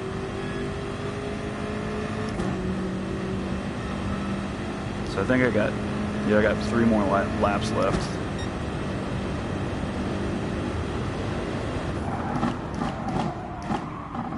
So if I get 3 more laps, I'll be pitting on 18.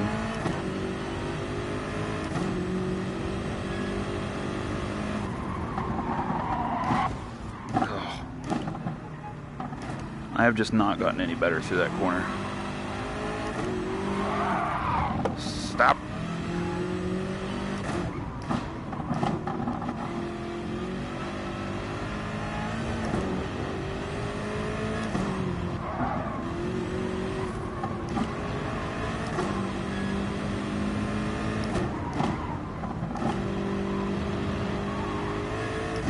Now, as good as the Mercedes pit crew is in F1, Red Bull has consistently had the best pit times, especially this year.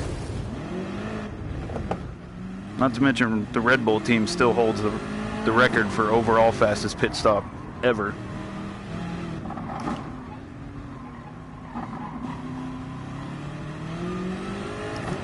So I think if I wanted to steal an F1 pit crew, it would definitely be the Red Bull crew.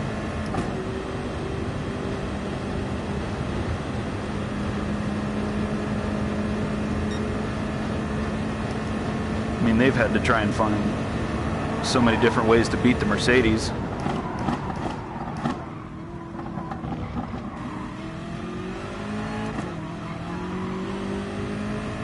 Okay, so it doesn't look like I'm really pulling away from second place, so I think now my best strategy is to just make sure I don't lose the car.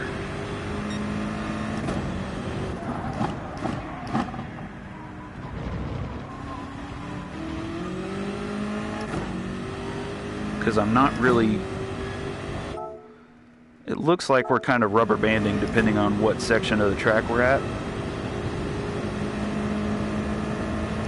So there's no reason for me to really push the car and try and eke out more of an interval. I think I just have to accept the gap that I'm at now. And I'm glad the game learned that I was bad at that corner and increased my braking there.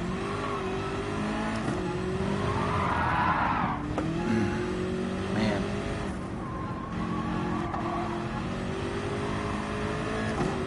Curbs are really mean on this track, apparently.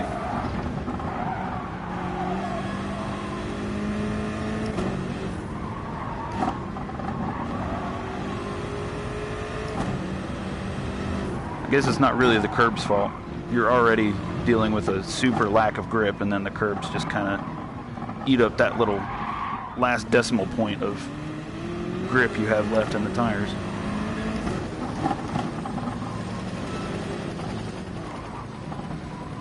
Yeah, just about every corner has come down a full gear. I think it suggested to me every corner was one gear down. My right rear tire is screaming for help. We're about 10 seconds off of pace. But we're actually pulling an interval on second place. So if I was losing 10 seconds due to bad tires, a pit stop probably wouldn't be a bad idea.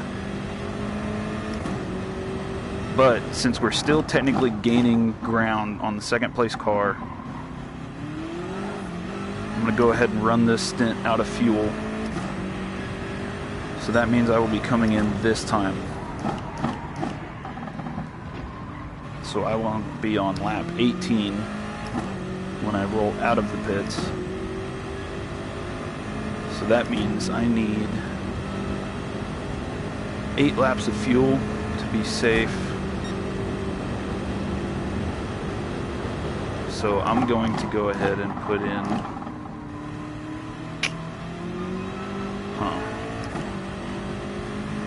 Let's see here. I think since I eat up a little more than 9% per lap, I'm going to go ahead and assume 10 is what I eat up, because I don't want to assume down and miss it, especially at the end of the race. So, and trying to drive this back half of this course and do math at the same time is frying my brain. Even more so than Monza. Monza's a nice little track, and it was frying my brain trying to... Alright, get out of the way, dude. I caught the lap car at literally the worst place.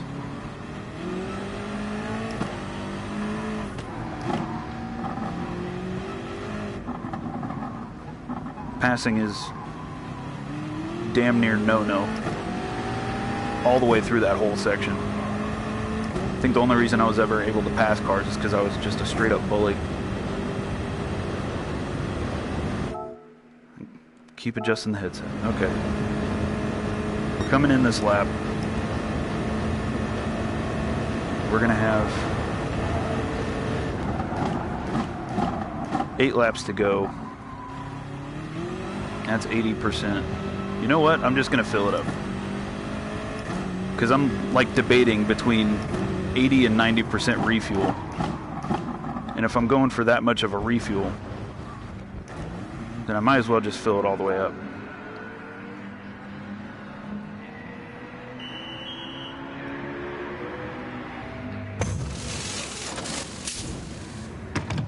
Well, the tire change was less than 3 seconds, so they're on par with some F1s.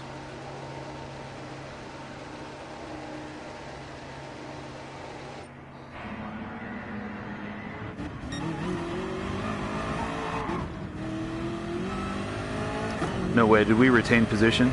Because it was scoring me a second.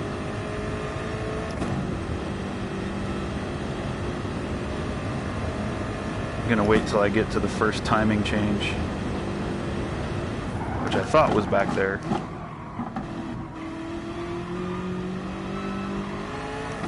So it looks like I retained position.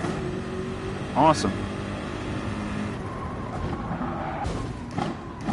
Glad to see that changing tires has not improved my driving ability. Still just tanking walls. Really glad this is a video game.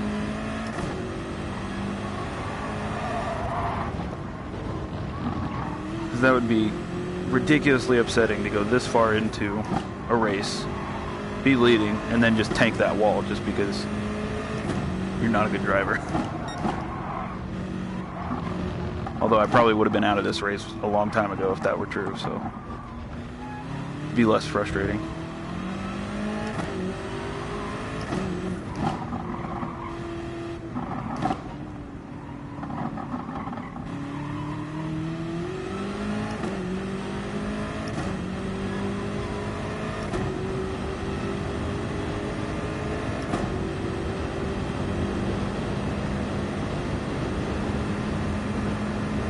On the bright side, my left shoulder isn't sore anymore.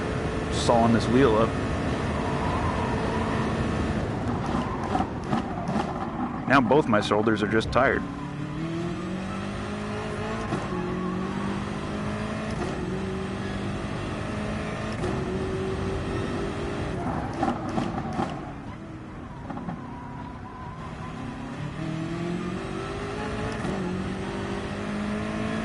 What am I going to rip on this outlap? 2:05.7. I really got to quit setting lap records on the outlap. Although the fact that I keep consistently doing that makes me think that the lap time doesn't start until I hit pit exit, so maybe I'm not as cool as I think I am.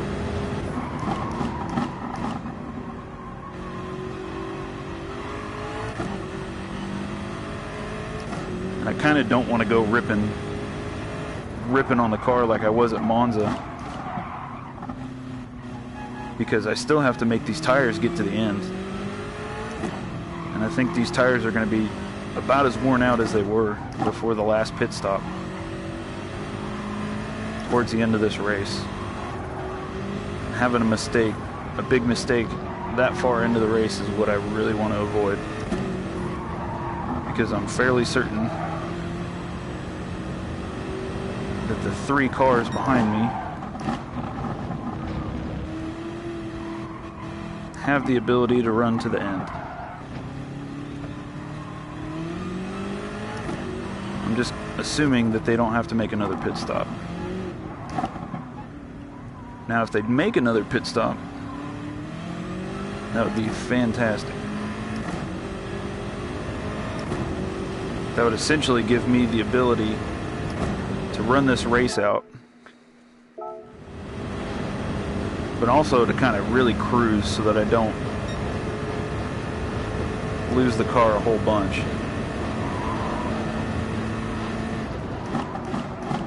I can kind of cut down the risk of mistakes. Not going to cut them out completely because I'm not that great of a driver. Wow, he really slowed up for that corner.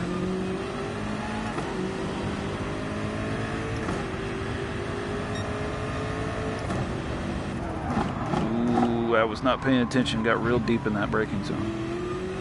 I was looking at my lap times. I wanted to make sure I was on pace. 2:08's fine. It's probably a little fast, actually, for keeping tires underneath me. My fastest lap was a 2:07.5.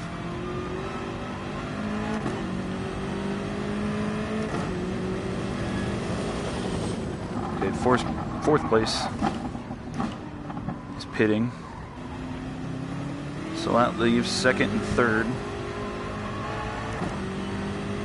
which I've kind of only been half paying attention to them.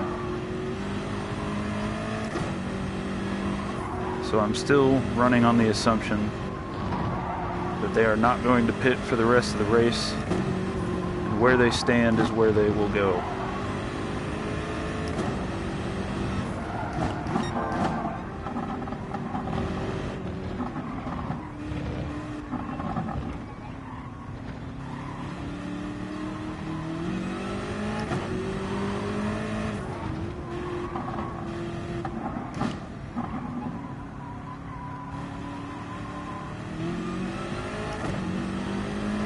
Saw that my split time turned up purple, so I really kind of babied it through that series of corners.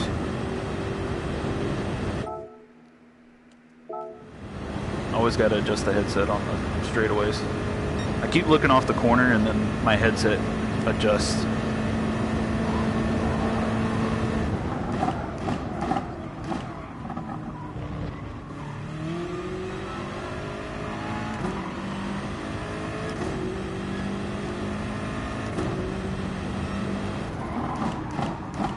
I think we've got the gap pulled back out to the same interval it was before I took my pit stop.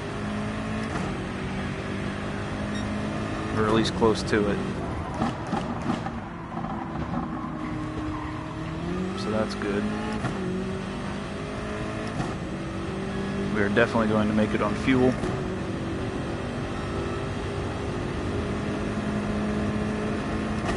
.2086.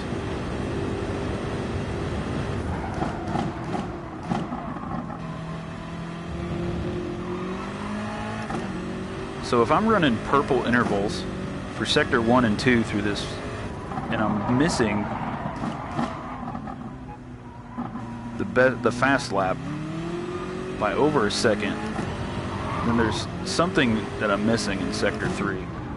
There must have been something that I did in that final sector on my fast lap that was really bold, that worked out, I guess.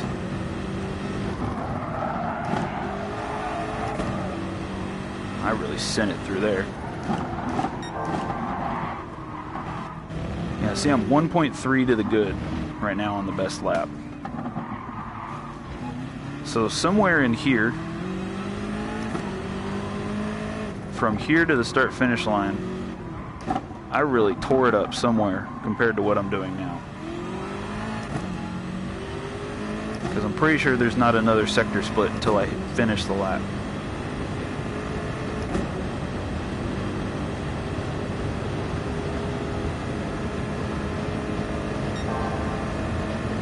Yeah, it's that series of corners, because I just brought it to even on that sector split.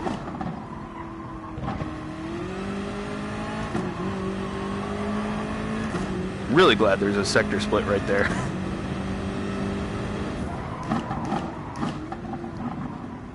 So I must have really tore up those corners at some point.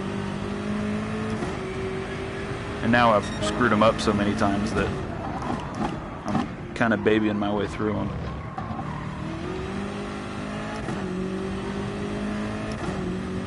I am really screwing up my strategy to save tires to the end.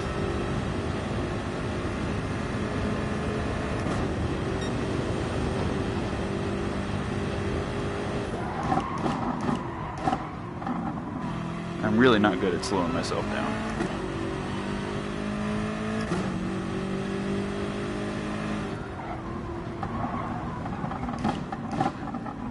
Still not going to push the car really hard because I really don't want to break it, even though I've probably totaled it 4 times over in reality.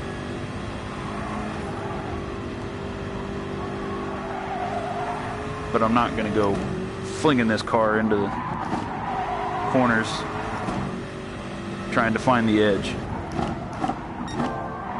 Because if I was really looking to rip a fastest lap, this series of corners is where I would really toss it. Because I'm obviously losing time somewhere in here. And that corner right there is probably a big candidate right before that big hairpin right there at the end. Because I think I've been slowing down a lot for that corner so that I'm nice and set up for the hairpin. Man, this headset is drifting every lap. Yeah, see, I think that might have been the culprit because I kind of let it fly through that second to last corner. And I was next to a lap car, so I think we're going to see a 2:06 this lap. I really shouldn't be. I really shouldn't be chasing fastest lap times right now. That was really going to bite me. Yep, that was a 2:06. I wasn't paying attention because I was looking at my lap time. It's not like I have a clean race bonus anyway. Doesn't matter at this point.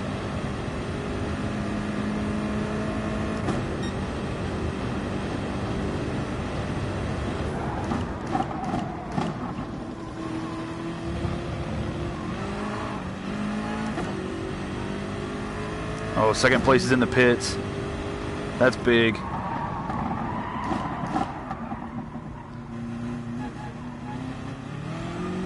He just went for a quick stop. He just put enough in it to finish. I didn't see if he got jumped in position though,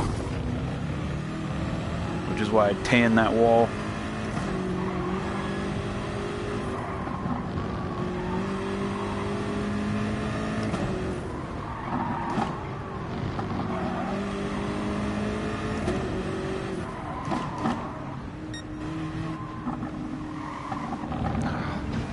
Caught another lap car at the worst place.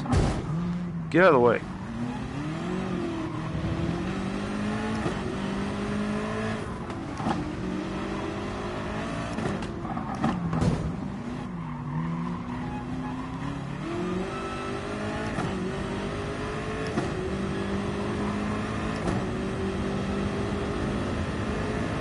Really good thing I don't play this game online either.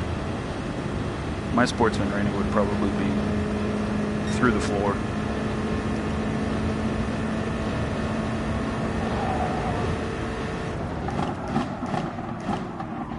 I mean, it's not like I would grief people,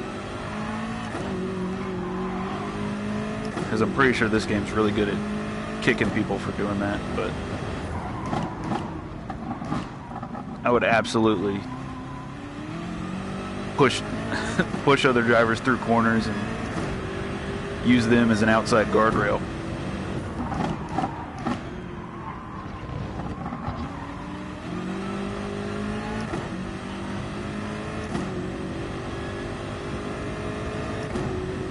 Because a lot of times, for some reason, I think that's the fastest way around another car, is either push them through the corner and out of your way, or, you know, the 8 tires turns better than 4 tires and just lean on them if you have positioning going into the corner.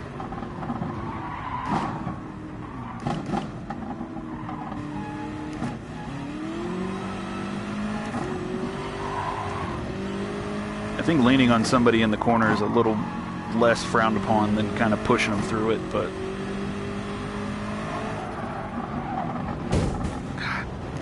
they slow down so much for that corner. It's totally unnecessary.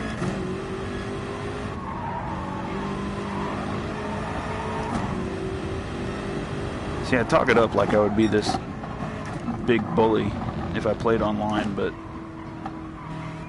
I know for a fact that if I went online, I probably wouldn't be the biggest bully in that racing session.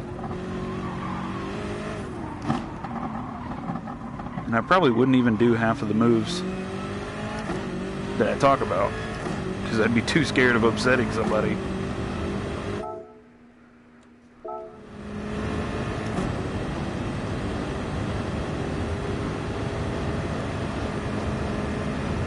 Alright, tires feel good so far.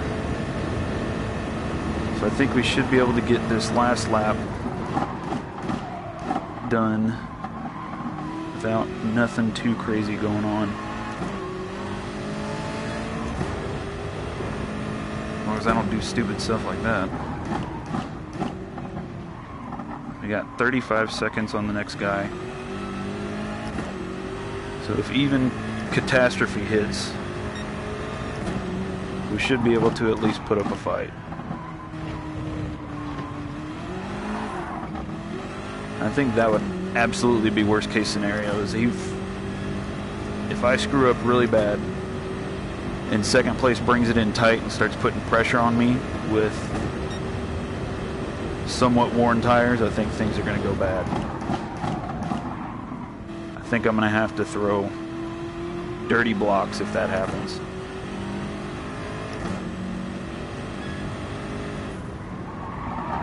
Pretty confident we won't get there.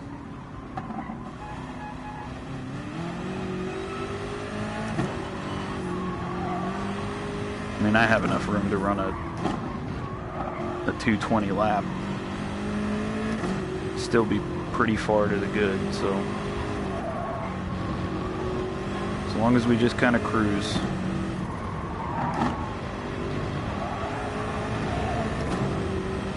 See, I say the word cruise and then I jump back in the throttle way earlier than I should have there.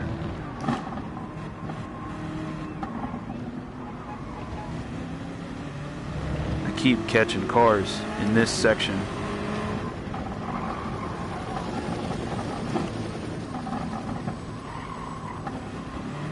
Luckily, I was able to pick him apart. The Lamborghini left, so if I get to those lap cars, it'll be a nice open space. I really don't have to pass him either.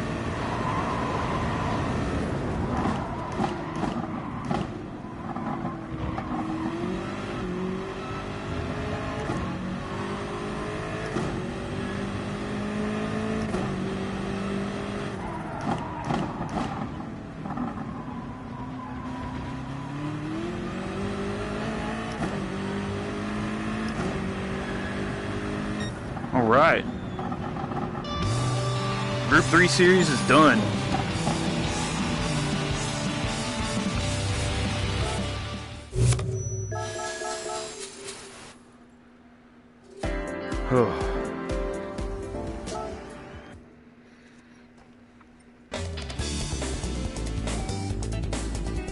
Yep, Group 3 is done. So now all I have left is Group 1 prototypes.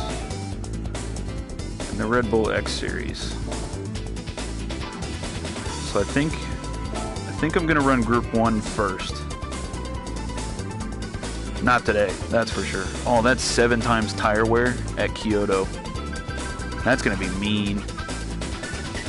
That's 6 times tire wear at Spa. Oh, that's probably gonna be worse than Kyoto. Because Spa has a lot of high-speed corners. I don't really know Kyoto all that well.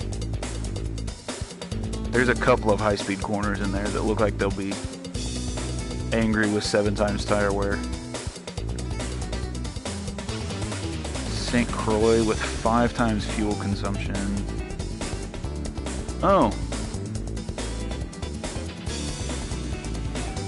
So we have Le Mans with 8 times tire wear and 3 times fuel consumption, so I'm gonna have to totally change.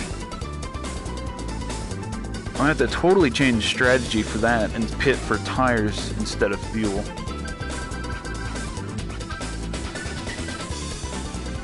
And then,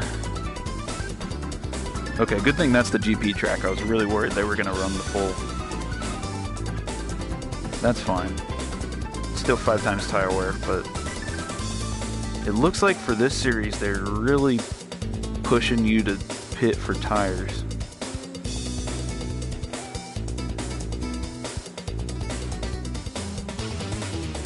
And I think with Le Mans, I'm gonna have to run full power trim on fuel. So it's probably a good thing that fuel consumption isn't as high. And then it's totally gonna get flipped at Monza because fuel and tires are the same. So St. Croix, Fuji, and Monza are probably going to be pitting for fuel and not tires. Then Kyoto and Spa are probably going to be close, probably pit for tires. And these are going to be long races too. 60 laps at Le Mans, that's going to take a while. That might be a whole stream by itself. But I think I got enough in me to go for another hour probably. Let's see what we can do. Midship is done. Premium is done. Ferrari's done. Vision's done. Japan's done. So there's the F1500 and the Lamborghini Cup, and there's no way I'm running a sports tire race after running Group 3 races. I don't think I've done any of these down here. Yeah. The Nostalgia race is probably the last one that I'm going to do. But the Group 1, the X-Fighters, and the Mercedes Grand Prix are all racing tires.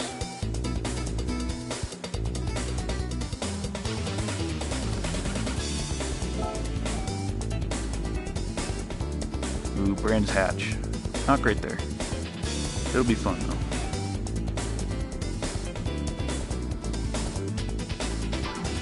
Okay, I think I'm gonna take 5 minutes, go get a Gatorade and whatnot, and then I think I'm gonna come back and do another hour. So, be right back.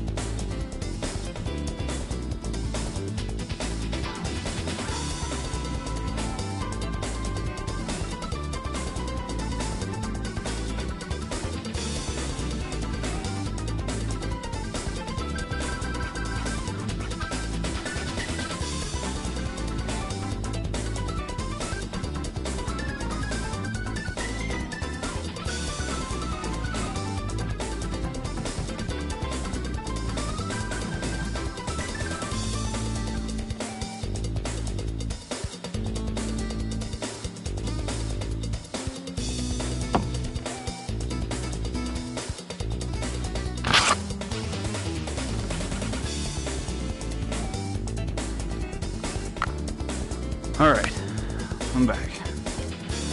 I did change out some seat cushions. They were going flat on me. Also, Ranky257, thanks for the follow. I got the notification while I was taking a break. Appreciate it. Okay. I have no idea how these cars are going to handle, so I want to pick a track.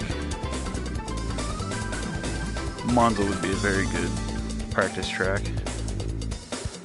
Or Red Bull Ring.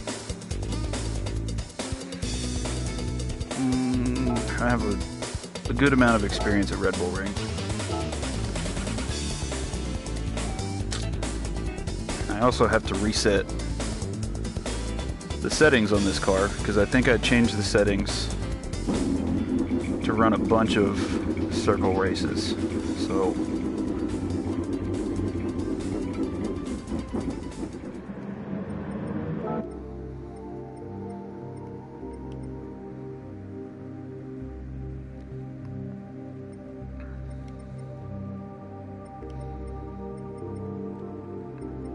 brake balance.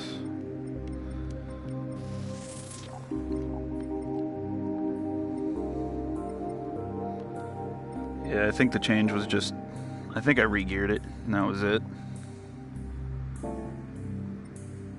I'm pretty sure I didn't change anything in the suspension, because I'm not exactly great on tuning, so I think I was afraid to screw with it.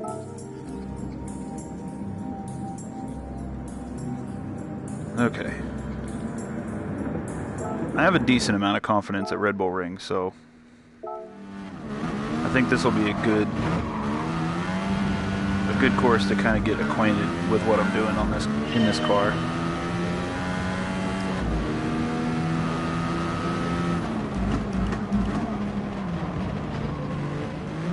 I already love how it sounds.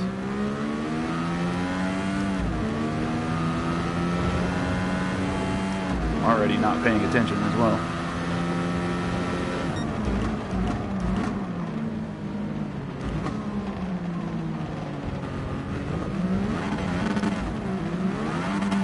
I think I keep trying to take F1 lines and it's not working out.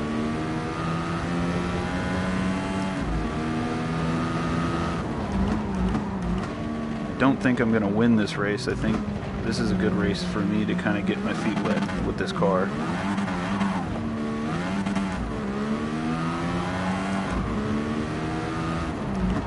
Because I obviously have no clue what I'm doing when it comes to putting on the power.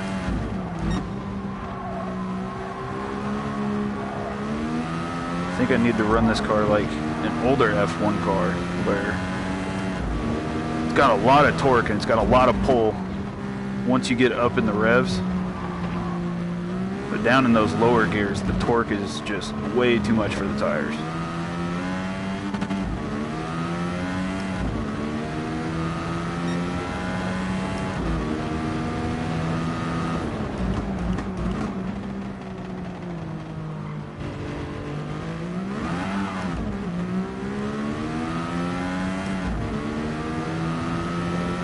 I think Red Bull Ring is probably not the greatest place to practice jumping back on the throttle, because a lot of places where you get back to the throttle at Red Bull Ring are straightaways.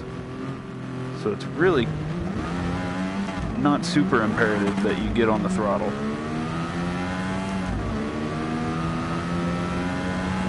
But you can kind of just jump on the throttle and with not a lot of consequence if you're jumping back in on a straightaway. Like in this corner, you have steering input. So if you break grip with steering input, then you're kind of toast.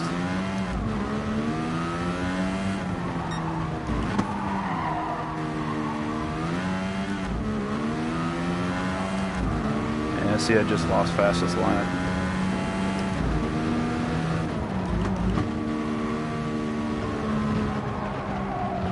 Still trying to get a read on the braking power for this thing as well. I feel like the braking power is way higher than the game gives it credit for, because I think I went 50 meters deeper into that corner than what I was supposed to, and it's still stuck. Yeah, what was my last lap? Yeah, I'm like 2 seconds off of pace right now. Yeah, I was braking at 150 meters, and that's...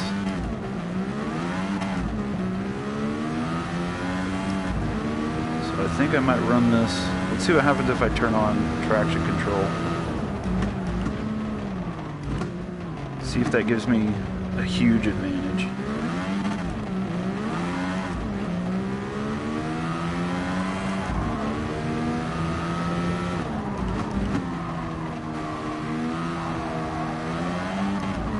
It absolutely mitigates the problem.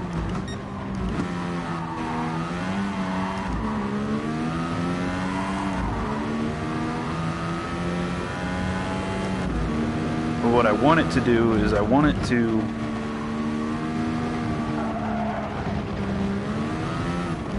with the traction control at a low level, oh, that big sausage berm is really painful. So, kind of what I wanted to do was set traction control at 1, is that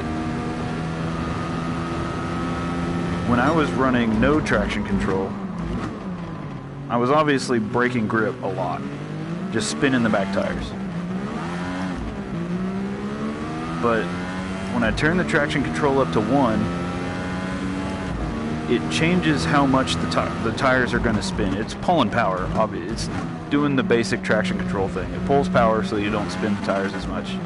You can see it compensating over on the bar on the throttle input next to the tach. But the main strategy that I'm trying to employ right now with putting traction control at 1 is that I still want it to tell me when I do bad. But I don't want to wreck the car when I do a bad. So I still want it to break grip and send the revs through the roof, like there, so that I have some type of alert telling me, hey, you shouldn't have jumped back on the throttle that quick. But since it's at traction control 1, you know, I'm not going to spin the car out. Or I'm not going to have to jump back out of the throttle and lose my timing heading back down the straightaway. That way my timing is still pretty close to if I did really well with jumping back into the throttle. So that way I get all the beats, all the rhythms down, but I still know where I'm screwing up. I know where I need to get better.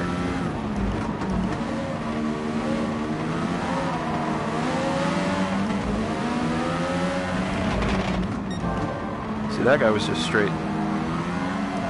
The AI in that car was just straight up dolphin on the throttle. They would jump into the throttle, and as soon as they lost traction, they would jump all the way back out.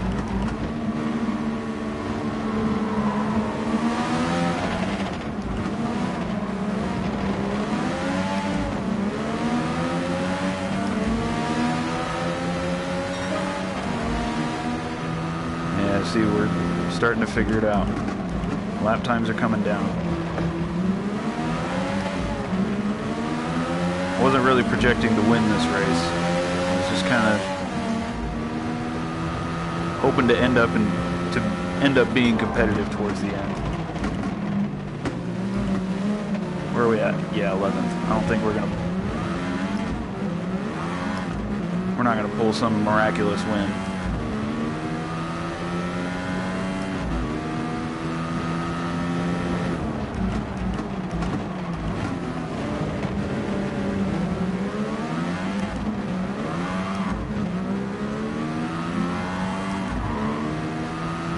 It's almost like these are These cars are actually somewhat frustrating because you want to brake and turn like they're the F1 car. And in that sense, they're pretty close. But the acceleration is just so sluggish.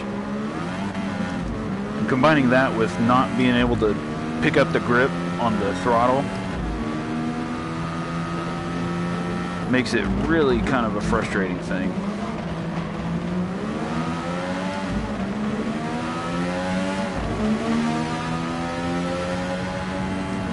I think these are actually these are slightly more frustrating than the F2 series from the F1 games. See there, I tried to be really nice on the throttle and I didn't spin the tires a whole lot. But when I did it properly, the AI just chewed me up. So I think I want to be competitive in this series. I think traction control has to be on at least one.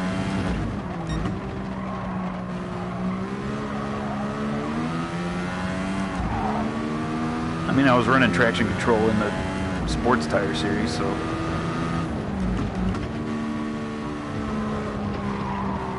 it's not like I have any shame.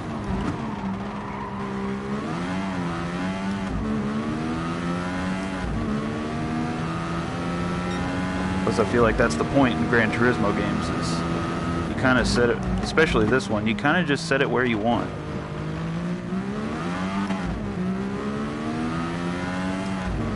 You make the game as hard as you want it to be, or as easy as you want it to be.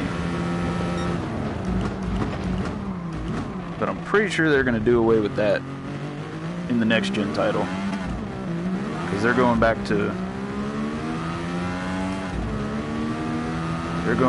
the original setup of the Gran Turismos, which I'm really excited for. But the original Gran Turismos didn't let you set your own difficulty. They would let you set up your driving settings, and then if you couldn't win a race, then you just couldn't win a race. You were stuck there.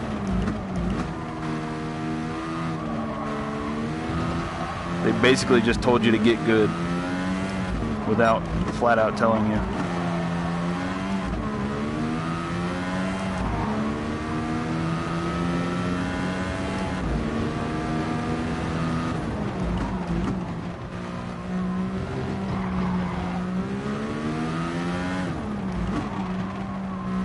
So it looks like the first 7 drivers didn't really have that big of a gap between them. Where do we end up? About 16.5 seconds back. See, we started running the 122s. I think the 120 was kind of a fluke lap, because I think I was just smashing the throttle all the time, just hoping that it would go somewhere. But I started driving 122s instead of 125s. So I don't know. This race might be difficult even with I'm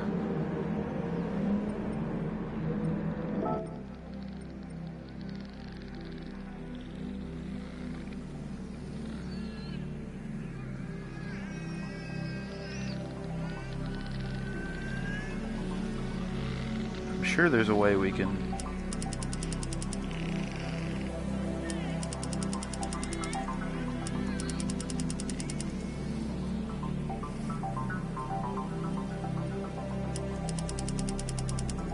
I don't know why I was doing that. That's the torque ratio.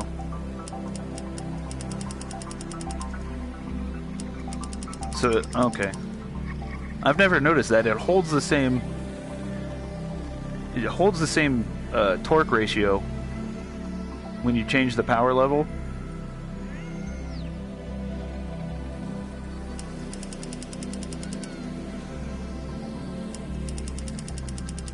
Huh. Interesting.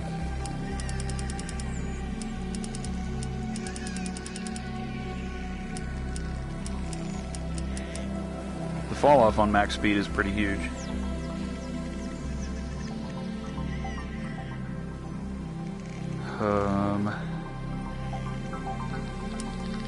I'm curious. What are we at? 1200?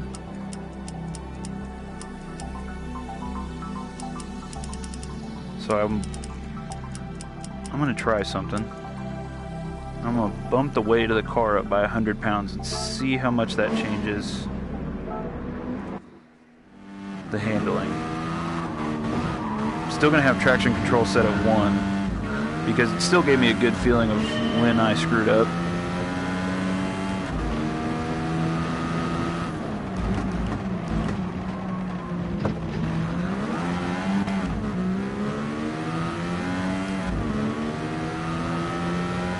Okay, I definitely mitigated the problem, but it's whether I can still be fast. Because obviously adding weight to the car hurts your power to weight ratio.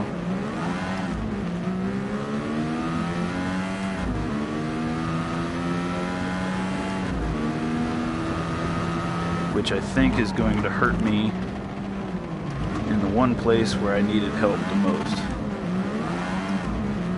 Because the AI is toasting me off of the corners.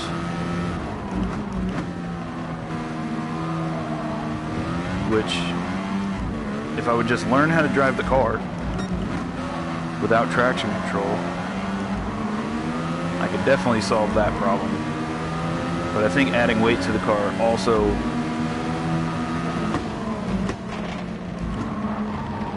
is kind of shooting myself in the foot, really. I'm not exactly a tuning wizard. So it's kind of just that, but we ran a 121 though.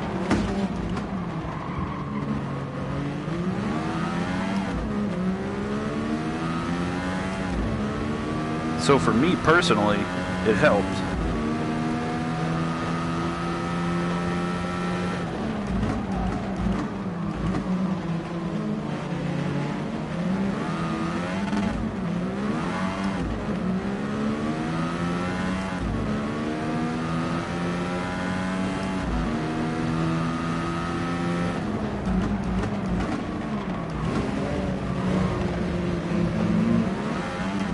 Tried to copy his line, and I put my center on his left tires, or his right tires, because I'm dumb.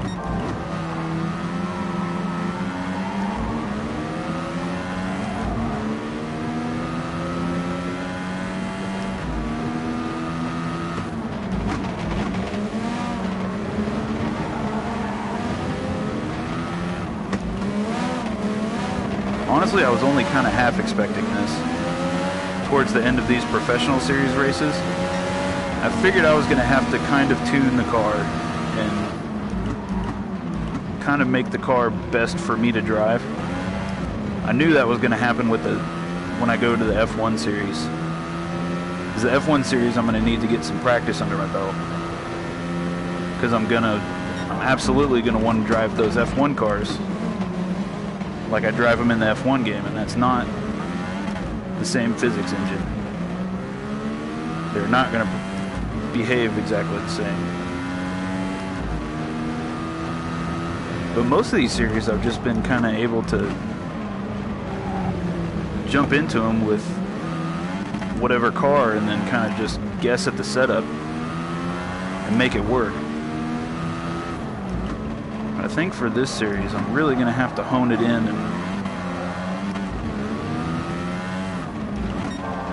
really set the car up correctly and drive nicely.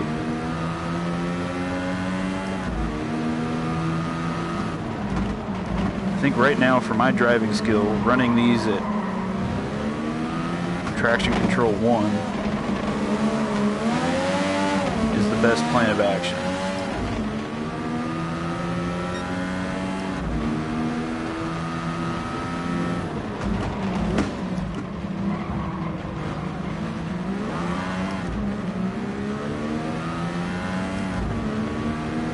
running these at traction control 1 might pull away just enough power from me that I become non-competitive.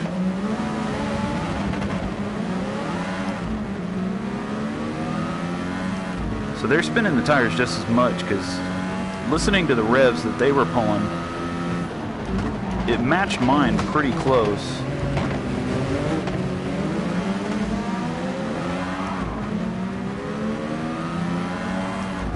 So they're certainly spinning the tires.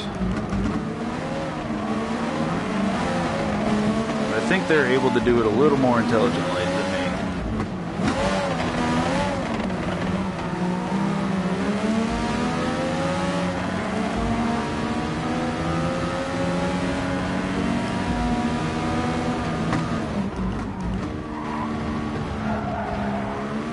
And it looks like really the only time I'm gaining is in the braking zone.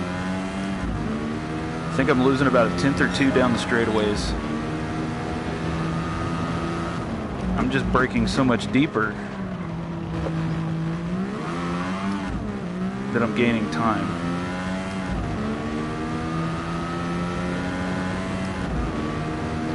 Just ripped off another 120. And honestly, I couldn't tell you why.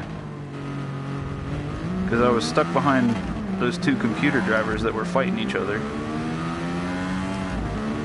Maybe that's why, because I had a reference on how to do this properly.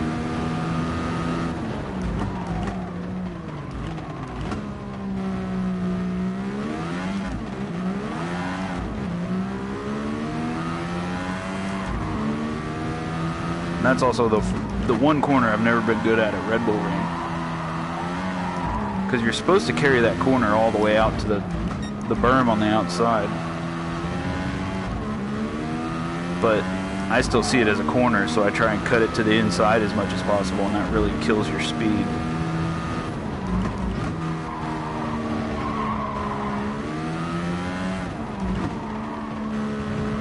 But man, getting those last two corners right, oh. Especially in the F1 game, getting those last two corners right feels so good.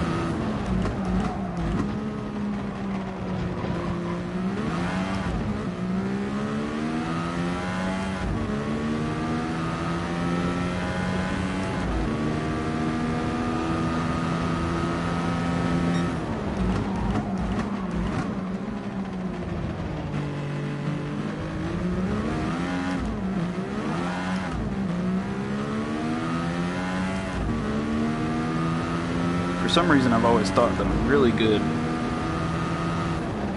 at the Red Bull Ring,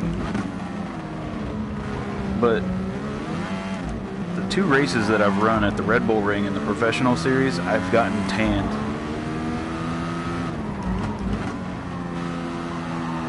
Like, I was actually trying to be competitive in this race, and I am probably, like, I'm fighting for top 5. The other time I did it, I think it was a sports tire race in the rain.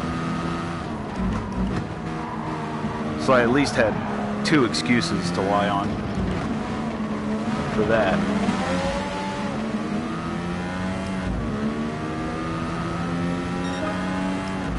Seven and a half seconds to the leader. I don't know how much lead I've been cutting per lap, but I feel like it's definitely not 7.5 seconds worth. I feel like it's taken me all 7 laps to cut that much time out of the leader. I'll tell you what, if I keep running 120s, I'm a lot more confident about what I could do. I'm definitely not going to cut that down in a lap and a half. Dang it. Now my problem is getting into that corner.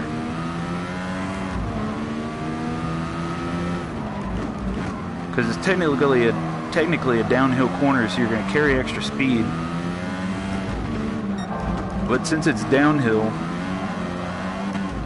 your tires have to grip kind of in 2 directions. See, if it's a flat corner, the tires only really have to grip in in one direction.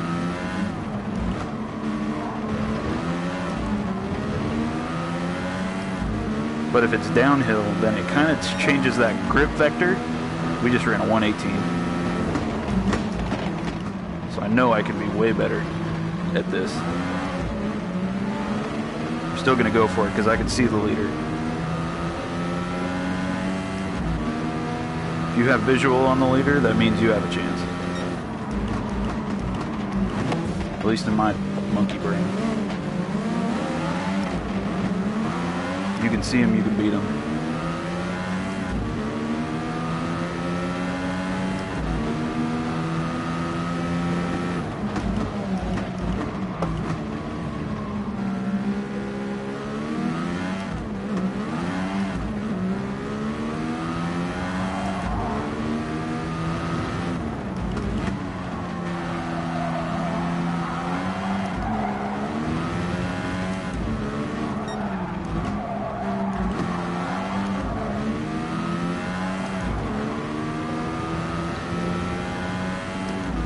Not gonna get him.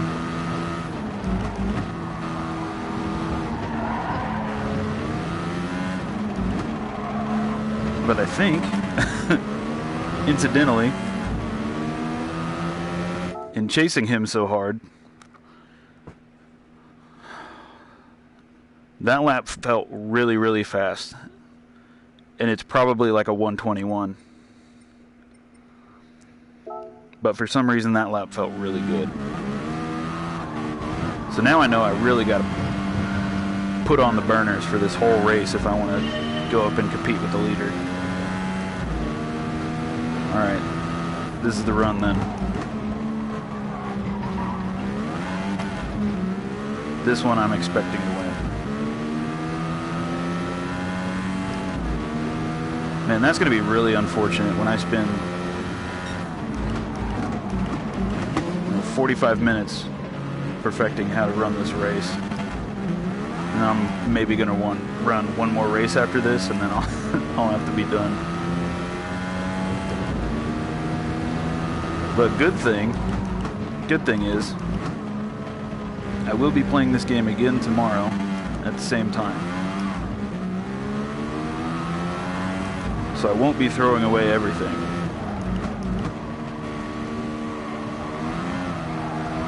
I kind of changed my schedule up to run. If I was going to run racing games, then I kind of need to do them on back-to-back days. Because if I swap around to different racing games all the time, all the physics engines are different. So you really have to reacquaint yourself for a good 30 minutes before you really start getting fast if you're coming from a different racing game. So I figured I'd run Gran Turismo back-to-back Monday, Tuesday. And then I'll take Wednesdays off. And then Thursday, Friday, as of right now, I have NASCAR Heat planned for Thursday, Friday. And then Saturday is fun day. I missed a scheduled stream last week, and I missed the Saturday stream that was supposed to make up for it. So hopefully I can make this Saturday way more fun. Oh, are we going to go on the outside on this corner? Flex on them. We're just flexing on them. We're on the outside on those corners. That probably hurt me overall trying to chase the leader, but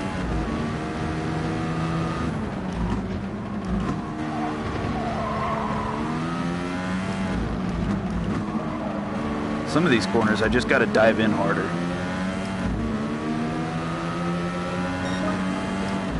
Ran a 120. Ugh. Did not pull out quick enough on that guy. Once again, I'm glad this is a video game.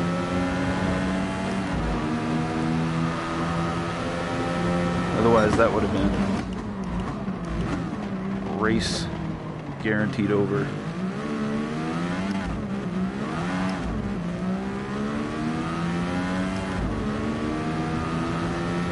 15.5 seconds right now. So as of now, we are setting a better pace.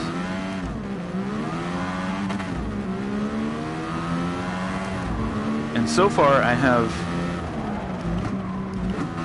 kind of my throttling position figured out for kind of making my way through first gear.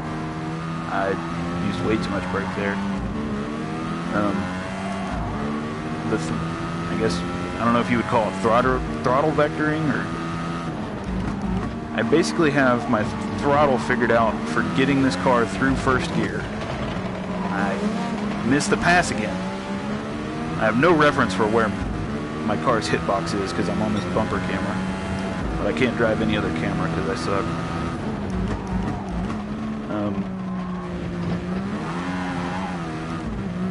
I kind of have a good idea for how to get the car through first gear without breaking a whole lot of rear grip, but second gear is just a mystery to me because I can jump into second gear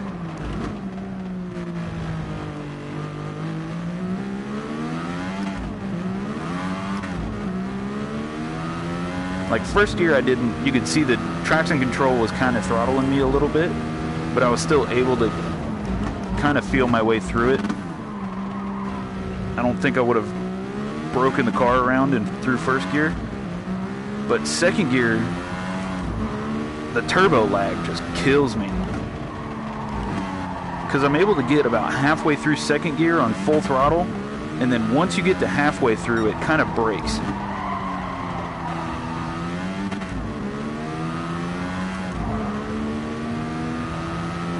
And my brain is just not wired correctly enough to be able to jump all the way in for second gear, jump all the way into the throttle, and then halfway through the rev counter, kind of pull back the throttle and then jump back into it.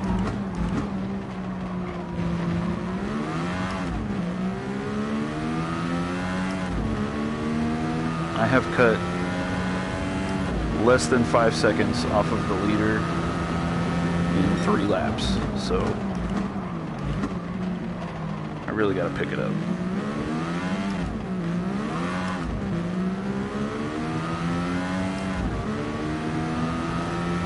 That's the corner to really watch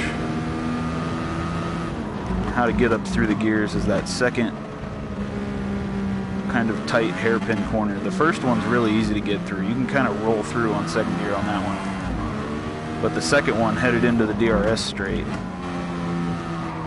that second DRS straightaway, that woes you up all the way down to first gear, so you have to get all the way through the torque curve of first gear and second gear. And I think I have it covered for first gear. I think I have first gear pretty much figured out. But second gear, I'm just mashing it and letting the traction control figure it out.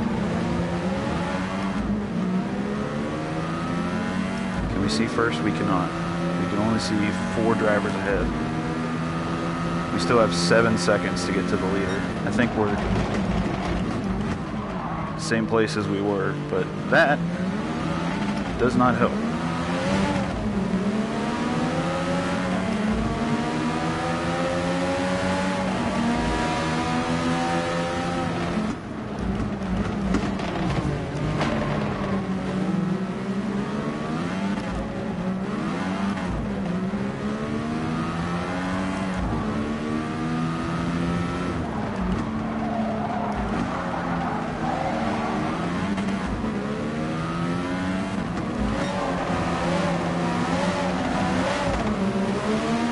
See, the throttling that they're using is just not viable. I mean, they might be able to make it work, but that's just, to me, it seems sloppy.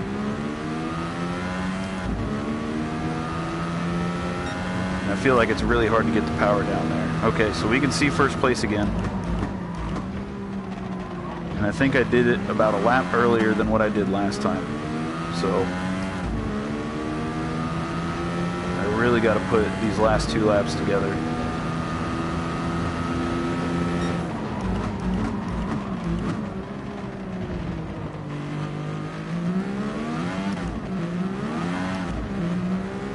I think I'm done trying to figure out my throttle vectoring, and I'm just gonna let it fly.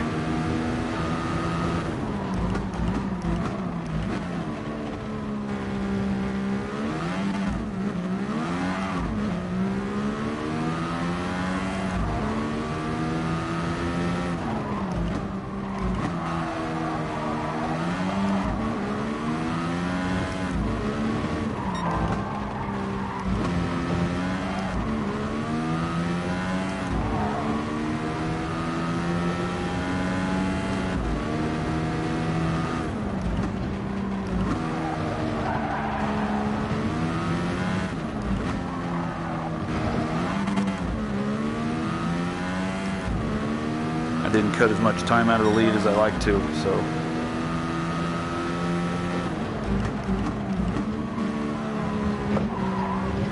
I hit the sausage berm. That killed me in that corner. I was about to eat them up.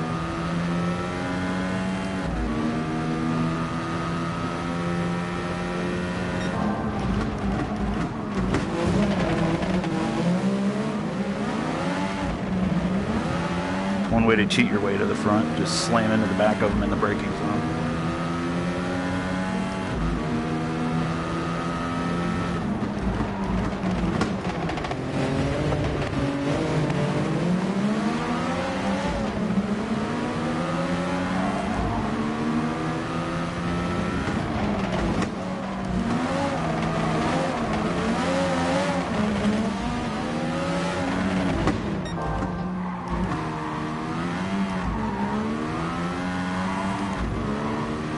What a move.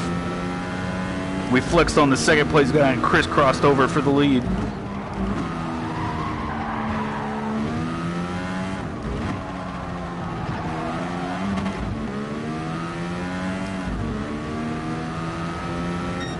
Wow, I only had to run the lap of my life to take that one. Oh, that was a lot more difficult than I was expecting it. Woo! This series is going to be not easy. I kind of hope that was the hardest race in this series since I ran race 7 first. Oh man. Places like St. Croix, Nürburgring, places where I got to jump back into the... I think Suzuka might be okay. Yeah, there's a couple of corners there. Interlagos is going to be nasty. Brazil is going to be hard. Brands Hatch might be okay. There's a lot of speedy corners. Oh boy.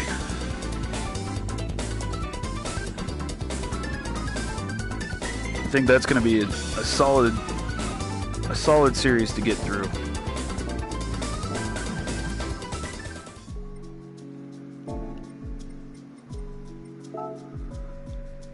All right, let's go to see what we got in the store.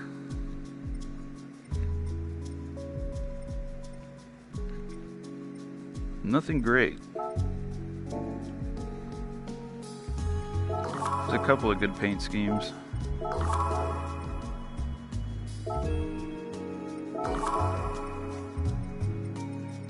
I think they added these new special cars. I think last time I got the Group B Subaru. Let me check. But they also added a new pace car.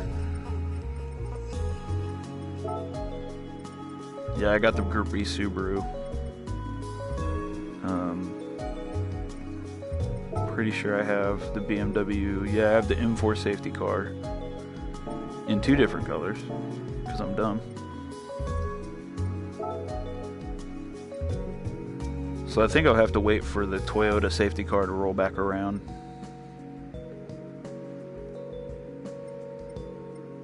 But yeah, I think that's going to do it for today. I will be back, same game, same time tomorrow. Thinking I'm going to, since I started that F1500 series, I think I'm going to go ahead and run with that one. I think there's enough racing tire series.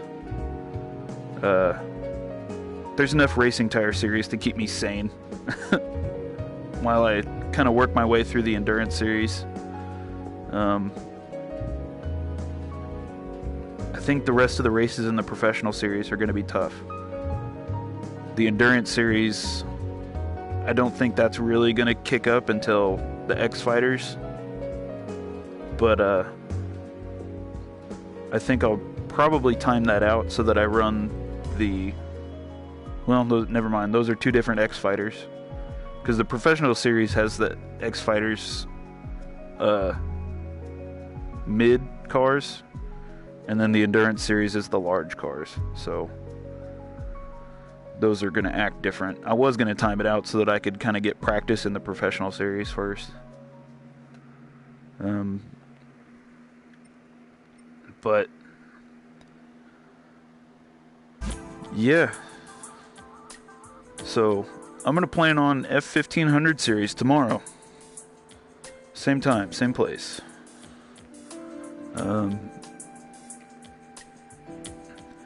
Thanks everybody for showing up. I think this was probably one of the best streams I've had so far. Hopefully keep this going.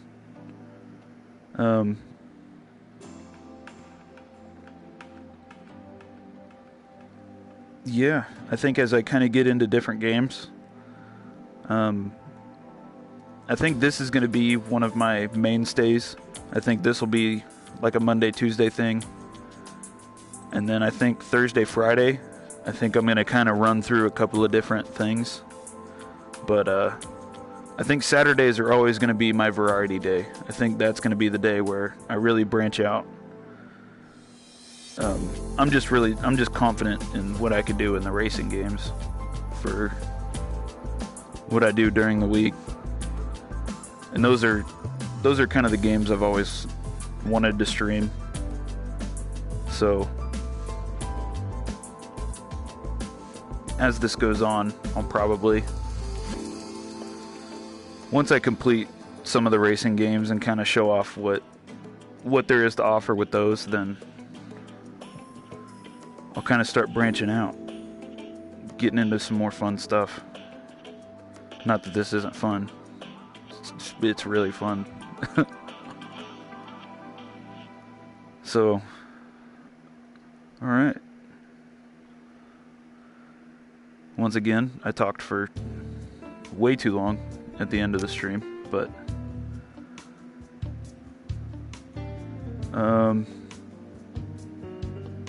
yeah, for like the millionth time, same game, same time tomorrow, same place. Thanks for showing up. Appreciate it, everybody.